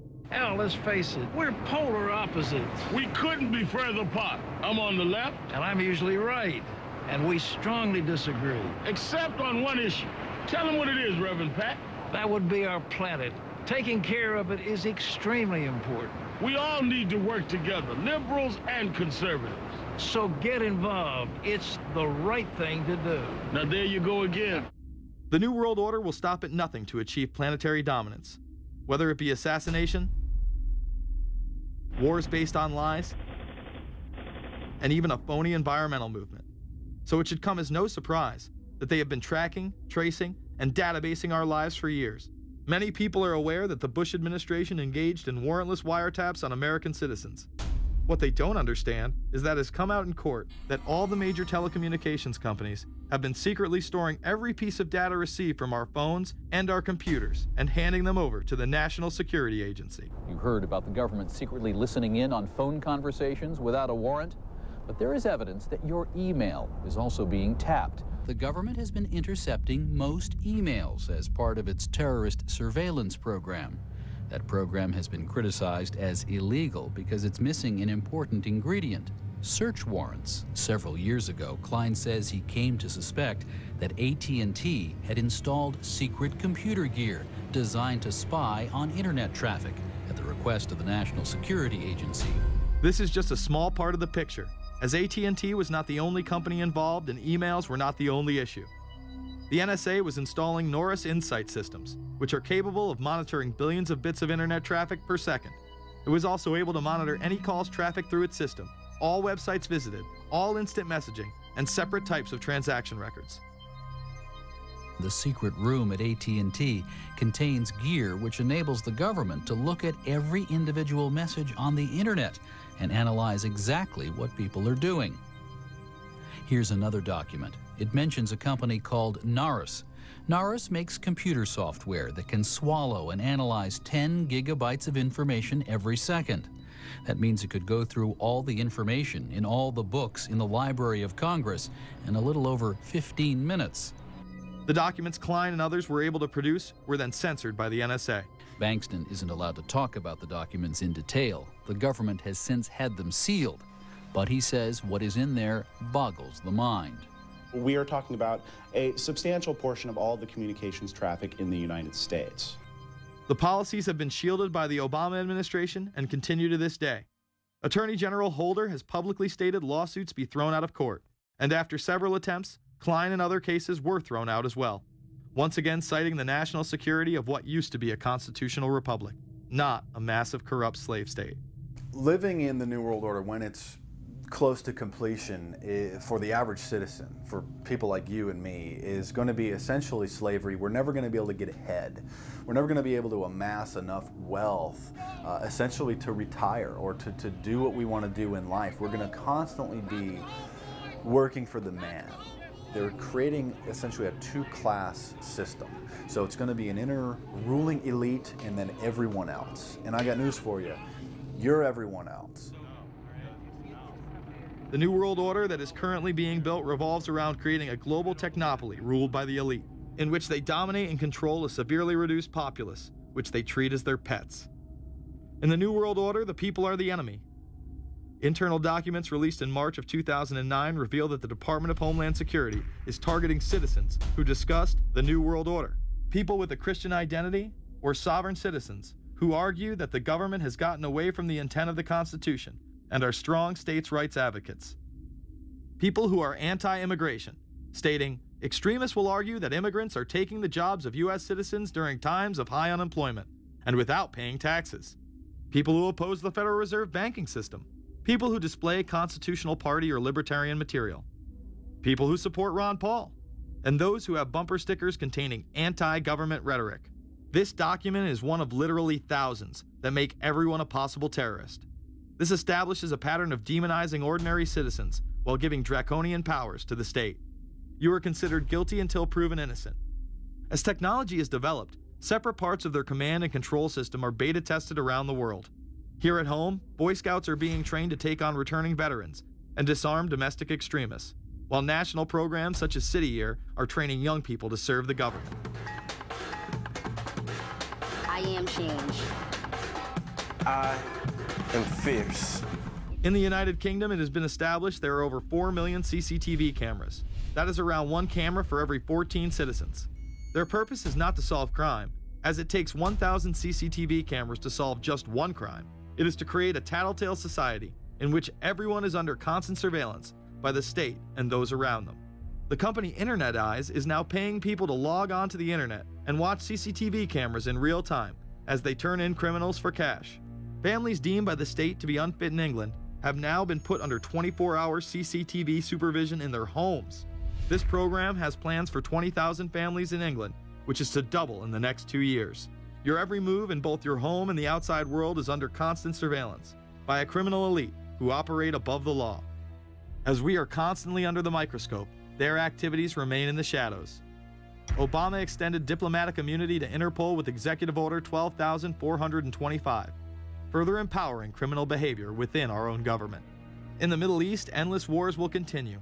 Under the Obama administration, we have sent tens of thousands of more troops into Afghanistan, all while the same network exposed in the Iran-Contra affair discussed earlier controls the opium trade. It was revealed in October of 2009 that the CIA had been funding puppet Afghani leader Hamid Karzai's warlord brother for the last 8 years. He is the lead opium dealer in the region. It seems the same cartel that was dealing drugs in the 80s and 90s never stopped. After all, how else could the government fund black operations programs across the board? The Karzai regime has whole sections of it which are drug supported, and we can't touch it. We turned Afghanistan into the major supplier of heroin for the world. It happened under CIA supervision. This continues while many of the Taliban are literally on U.S. payrolls. Is there a possibility that we have Taliban employees? The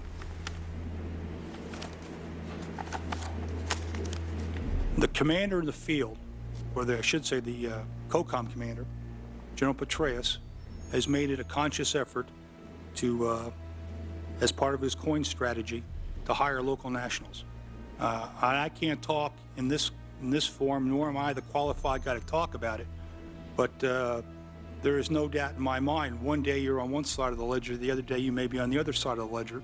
Biometrics have been instituted in both Afghanistan and Iraq, where individuals are subject to fingerprint devices, iris scanners, and electronic databases to screen local residents as well as DNA tests. This includes anyone within the populace of a combat zone. Someone has to go out there with the biometric registration equipment, take your iris scans, take your scans and get you registered in the system like that. As scary and tyrannical as these systems seem to be, none may be as dangerous as the implantable RFID microchip. Through various pretenses, including terror, security, and entertainment, the chip has been promoted and integrated into society. In 2001, following the 9/11 terrorist attacks, the Jacobs family became the first family to be injected with microchips in front of a live television audience. We have a Florida family who are really pioneers in a brave new world. They have volunteered to be the first ever to have microchip identification devices implanted into their body. After 9/11, I was really concerned with the security of my family. In 2004, the FDA approved the use of RFID technology to be implanted into human beings. However, studies dating back to the 1990s show the implantable microchip has been linked to cancer in animals, but this has not slowed the agenda of control. In Barcelona, trendies get chips in order to receive VIP status at the exclusive Baja nightclub. A simple swipe of the arm gets them in without a line, and it pays for their drinks too. The Mexican government also chipped employees for security measures in 2004. We were interested today to hear that more than 100 law enforcement officials in Mexico are having microchips implanted in their arms. The chips allow a person to be scanned, sort of like a cereal box at the supermarket checkout. Mexico's Attorney General and 160 of his deputies have had microchips implanted in their arms. It is to provide access, said the Attorney General, to the right people in exclusive areas. Today, aside from being promoted as a device that can save your life by storing all of your medical information in it, it is being promoted as the next generation tool for video gaming. Sega developer Yu Suzuki plans on developing gaming technology using implantable RFIDs. He states, people that have some sort of chips in their bodies, to be able to keep track of vital signs, so it doesn't have to be a scary thing. But you could put a sensor here, you know, a bit like the Matrix, as he points to his arm. It's not really something only in the future. Some people already have them, chips in their bodies. Suzuki is correct. It has never been easier to order a microchip online and implant it under your skin. Microchips implanted in your hand, arm, or shoulder is just the beginning. Some have already taken implantable brain chips that may enable the blind to see again, the deaf to hear, and much, much more, including the ability to download information directly into the brain and instantly communicate with anyone in the world, creating a worldwide mind. It's very interesting that the way that the New World Order is going is moving towards a system that is identical to that, whether it's going to be an implantable microchip, an RFID, a thumb scan, whether it's going to be some sort of a tattoo. Imagine a planet where every human being is required to be chipped at birth. This would be the final tool implemented in a command and control world government system in which the elite rule the masses with total control of their lives. This is, of course, a terrible predicament for those of us who are convinced that this system is slowly but surely destroying this country and has to be changed. But we can't count on the elected presidents to do it, and we can't count on the elected Congress to do it. We somehow have to mobilize the technological resources of the internet to create some kind of new political force in this country. So is there anything else about the ruling class we should know? Politicians, business leaders, and media figures are often portrayed as pillars of morality while they describe themselves as Christian conservatives. Nothing could be further from the truth. In reality, many of the elite are groomed at a young age to take part in occult rituals. Those who attend Yale are indoctrinated into the Order of Skull and Bones, an elite secret society cloaked as a fraternal order. Yale University is 300 years old this year, and were you to visit its campus, you would see that it still has exotic clubhouses, which look like tombs where Yale's legendary secret societies meet. Their prestige and importance have largely evaporated, but the rituals are still a secret. And so when we heard that some enterprising characters had managed to spy on the famous Skull and Bones Society, we couldn't resist. Skull and Bones, people say it's a fraternity at Yale University, but it's really a postgraduate organization. So it was founded in 1832, And it's not like a normal fraternity. People don't pledge. These people choose who they want to come. So they do the recruiting. They recruit 15 people every year, people who they see are going to be powerful people in the future. So they're recruited when they're a junior in college. A lot of these people come from really wealthy and influential families because they know that this person has the resources to then elevate them to a position of power that can benefit the club. The video shows the neophytes, or initiates, kissing a skull, then performing a mock human sacrifice. Horrific screams caught on tape include chants of, "The devil equals death, death equals the devil." True. Famous alums include Senators John Kerry and John Chafee, to name two, cabinet secretaries such as Averell Harriman, and 3 presidents, William Taft, George Bush, and George W. Bush, who's been reluctant to talk about Skull and Bones. Does it still exist? The thing is so secret, I'm not even sure it still exists. Former Skull and Bones members and current members have been presidents, heads of the CIA, senators, heads of business. I mean, huge, huge corporations.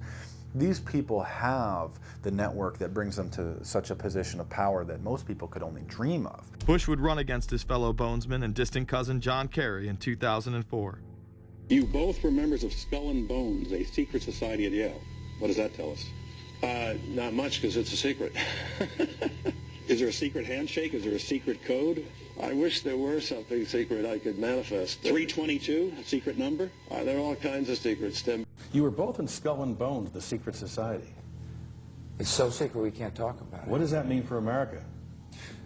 The conspiracy theorists are going to go wild. I'm sure they are. I don't know. I haven't seen the web. Number 322? This is an elaborate, occult, ritualistic entry into this group that they are now a member of for life. This culture of death and the occult continues long after college. Later on in life, these pagan rituals carry on in the redwoods of Sonoma, California. And what is the Bohemian Grove? Well, it's a kind of summer camp for the powerful, an all-male gathering in great secrecy. This group was formed in the late 1800s by artists, industrialists, and politicians. Bohemian attendees worship the owl as their deity. The Aztecs, Mayans, and other natives of Mesoamerica consider the owl a symbol of destruction and death. This is why the opening ritual for the club is the cremation of care. During the ritual, the effigy of a baby is rowed across the water by the Grim Reaper and given to a high priest, who then tosses it on a fiery sacrificial altar of a 40-foot owl god. It is an earth-based ritual in which care is burned away. The conscience is symbolically cast aside so that they may ignore the pain they have inflicted on others for the advancement of their own agendas. With this ceremony called the cremation of care, that begins the 2-week encampment where the body of dull care, symbolizing woes and concerns, is burned on an altar in front of a big owl statue. When that ceremony ends, they all start to cheer and yell. You have to ask yourself why it is that somebody would want to do that, let alone these elite people. And if you look at the elite throughout history, many of the people that achieve pinnacles of power are into the occult. They seek a supernatural way to gain power. Why are Christian conservatives such as the Bushes and Newt Gingrich attending the Grove? And I recognize I'm not going to be invited to Renaissance Weekend or that Bohemian deal where Newt, Rush, and Dick all sit in a teepee naked beating on tom-toms. Why does the media barely mention the Grove? Because many of them are in attendance. Late political cartoonist Phil Frank of the San Francisco Chronicle draws a reporter thinking about his loyalties to Bohemian Grove as he takes notes for a story. Stories about what happens in these redwoods are hard to come by. A campground statue reminds Bohemians to keep their mouths shut about the Grove. Many world events have been shaped at the Grove, including the creation of the atomic bomb. Discussions at the Grove in the 1930s helped lead to the development of nuclear power and the atomic bomb. Every Republican president since Calvin Coolidge has been a member, as well as many Democrats, including Jimmy Carter. If you look at the membership lists of the Bohemian Grove and the Council on Foreign Relations, the Bilderberg Group, a lot of the key level people are overlapping and are involved in numerous groups. In addition to pagan rituals that take place there, this all-male club also deals with darker themes through the plays Montezuma, which feature Aztec human sacrifice, and Faust, which feature Mephisto. Some of these plays are disturbingly flamboyant. Many of the elitists have a penchant for cross-dressing and singing show tunes.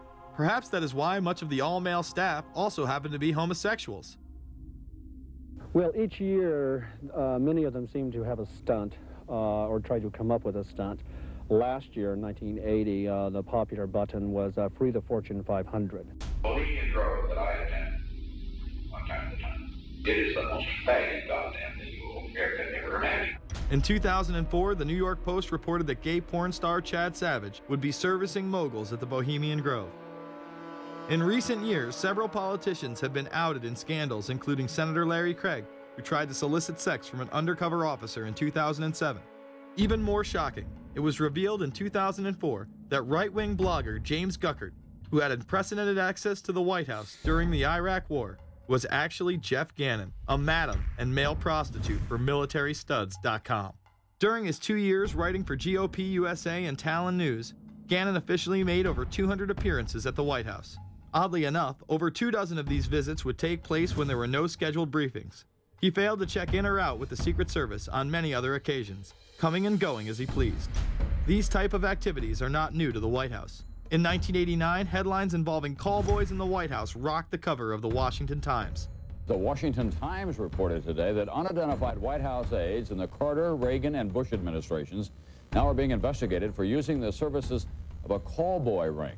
The paper reports that 2 of the male prostitutes were given a late-night tour of the White House last year. Hundreds of credit card receipts obtained by the Washington Times confirm that its clients were key officials of the Reagan and Bush administrations, military officers, congressional aides, and U.S. and foreign businessmen with close social ties to Washington's political elite. This ring extended beyond the White House and into Congressman Barney Frank's bedroom. Barney Frank, one of 2 openly homosexual members of Congress, acknowledged having used a male prostitute, whom he then hired as a personal employee. The man had keys to Frank's basement apartment on Capitol Hill. Frank paid him approximately $20,000 out of his own pocket to be his housekeeper and driver. But as first reported in today's Washington Times, the man was on probation for sex crimes and a drug conviction, and he ran a prostitution business out of Frank's home. Although Frank tried to claim ignorance, Stephen Goby, the prostitute in question, claimed that Frank was completely aware of what was going on and was even receiving free and discounted sexual services. The fix seemed to be in.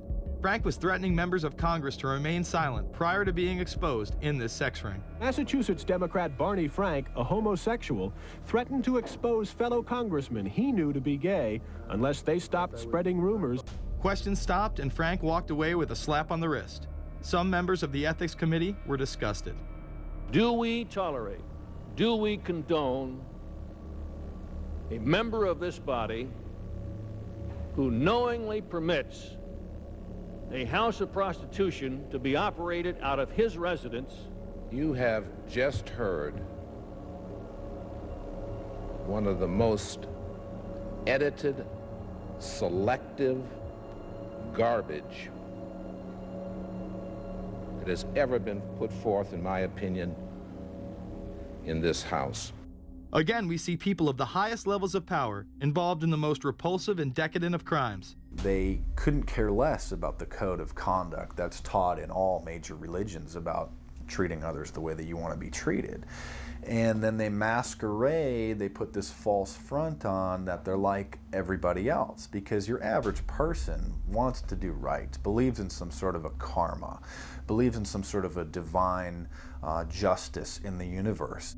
And so these people need to put on this front that they're like the average Joe in middle America, that they go to church every once in a while, and that they believe in an afterlife and a divine justice. And so they have to put on this front that they're like everybody else in order to get elected and to be accepted and to not have people look at them suspiciously, because if somebody goes around and openly admits that they were an atheist or that they were of some obscure religion, people aren't going to throw their support behind them as much, and they're not going to trust them as easily. The reality of this behavior is never revealed to the public. as the media keeps any revelations quiet. Unfortunately, these type of activities continue to this day. Florida Congressman Mark Foley chaired the House caucus on missing and exploited children and went on television praising Chris Hansen's To Catch a Predator series. The Dateline piece has probably done more than any law we can create.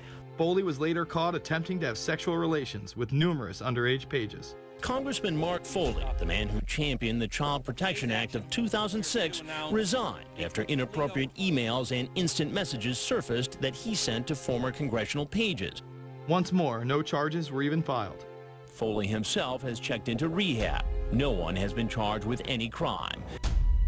The predator class acts like Roman emperors, indulging in excess that includes sex with young boys while portraying themselves as men of the Lord. The insanity is that we have allowed an interwoven elite criminal class to rule over us while posing as the saviors of the planet. We have learned they will stop at nothing to achieve their goals and are not held accountable for their crimes. They prey on the system rather than protect it. This is not a new world order of peace and prosperity. It is not a world government to save the earth. During difficult times, we must remain ever vigilant against seemingly positive solutions imposed to suit their aims. Crises there will continue to be. In meeting them, whether foreign or domestic, great or small, there is a recurring temptation to feel that some spectacular and costly action could become the miraculous solution to all current difficulties. We are threatened by a superclass that control the flow of information and hide technology from the public. The prospect of domination of the nation's scholars by federal employment, project allocations, and the power of money is ever present and is gravely to be regarded.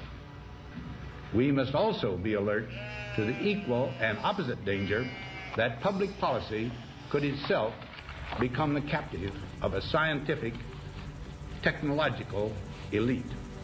It is time to put down the remote control, to turn off your Xbox, and start paying attention.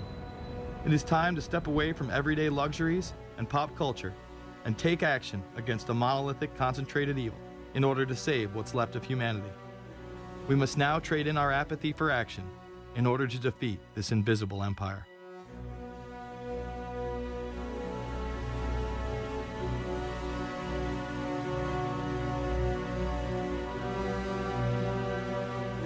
How set up are we to deal with this New World Order? I think we're going to hear a lot about that today. Let's take the New World Order. It's an interesting phrase. I've been thinking a little bit about the structure of the world, right? The New World Order, as everybody says. The peace could yield to the pernicious New World Order. The New World Order. The New World Order. The New World Order. The New World Order. This New World Order. Stay fixed on your goal of imposing the New World Order. We kept talking about a New World Order. A New World Order. That's what we need now.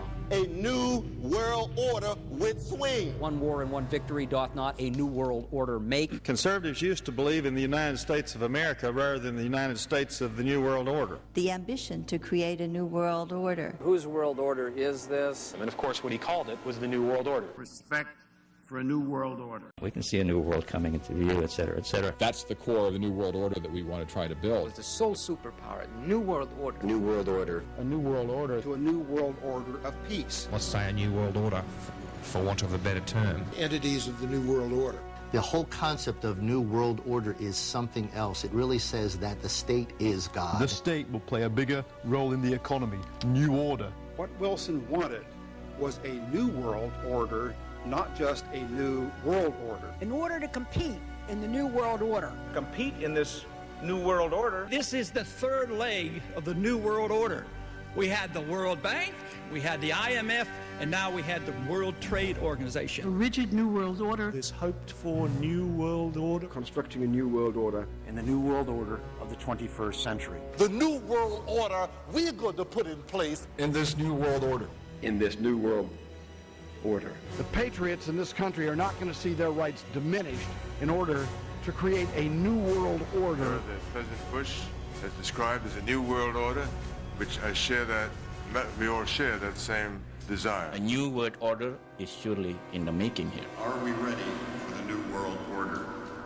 It's a timely and often controversial question. You don't hear a politician speak the way you do in America. It's about the future of Europe and a new world order. Mr. President, thank you so much, and I hope to have you again, and I hope to see you again.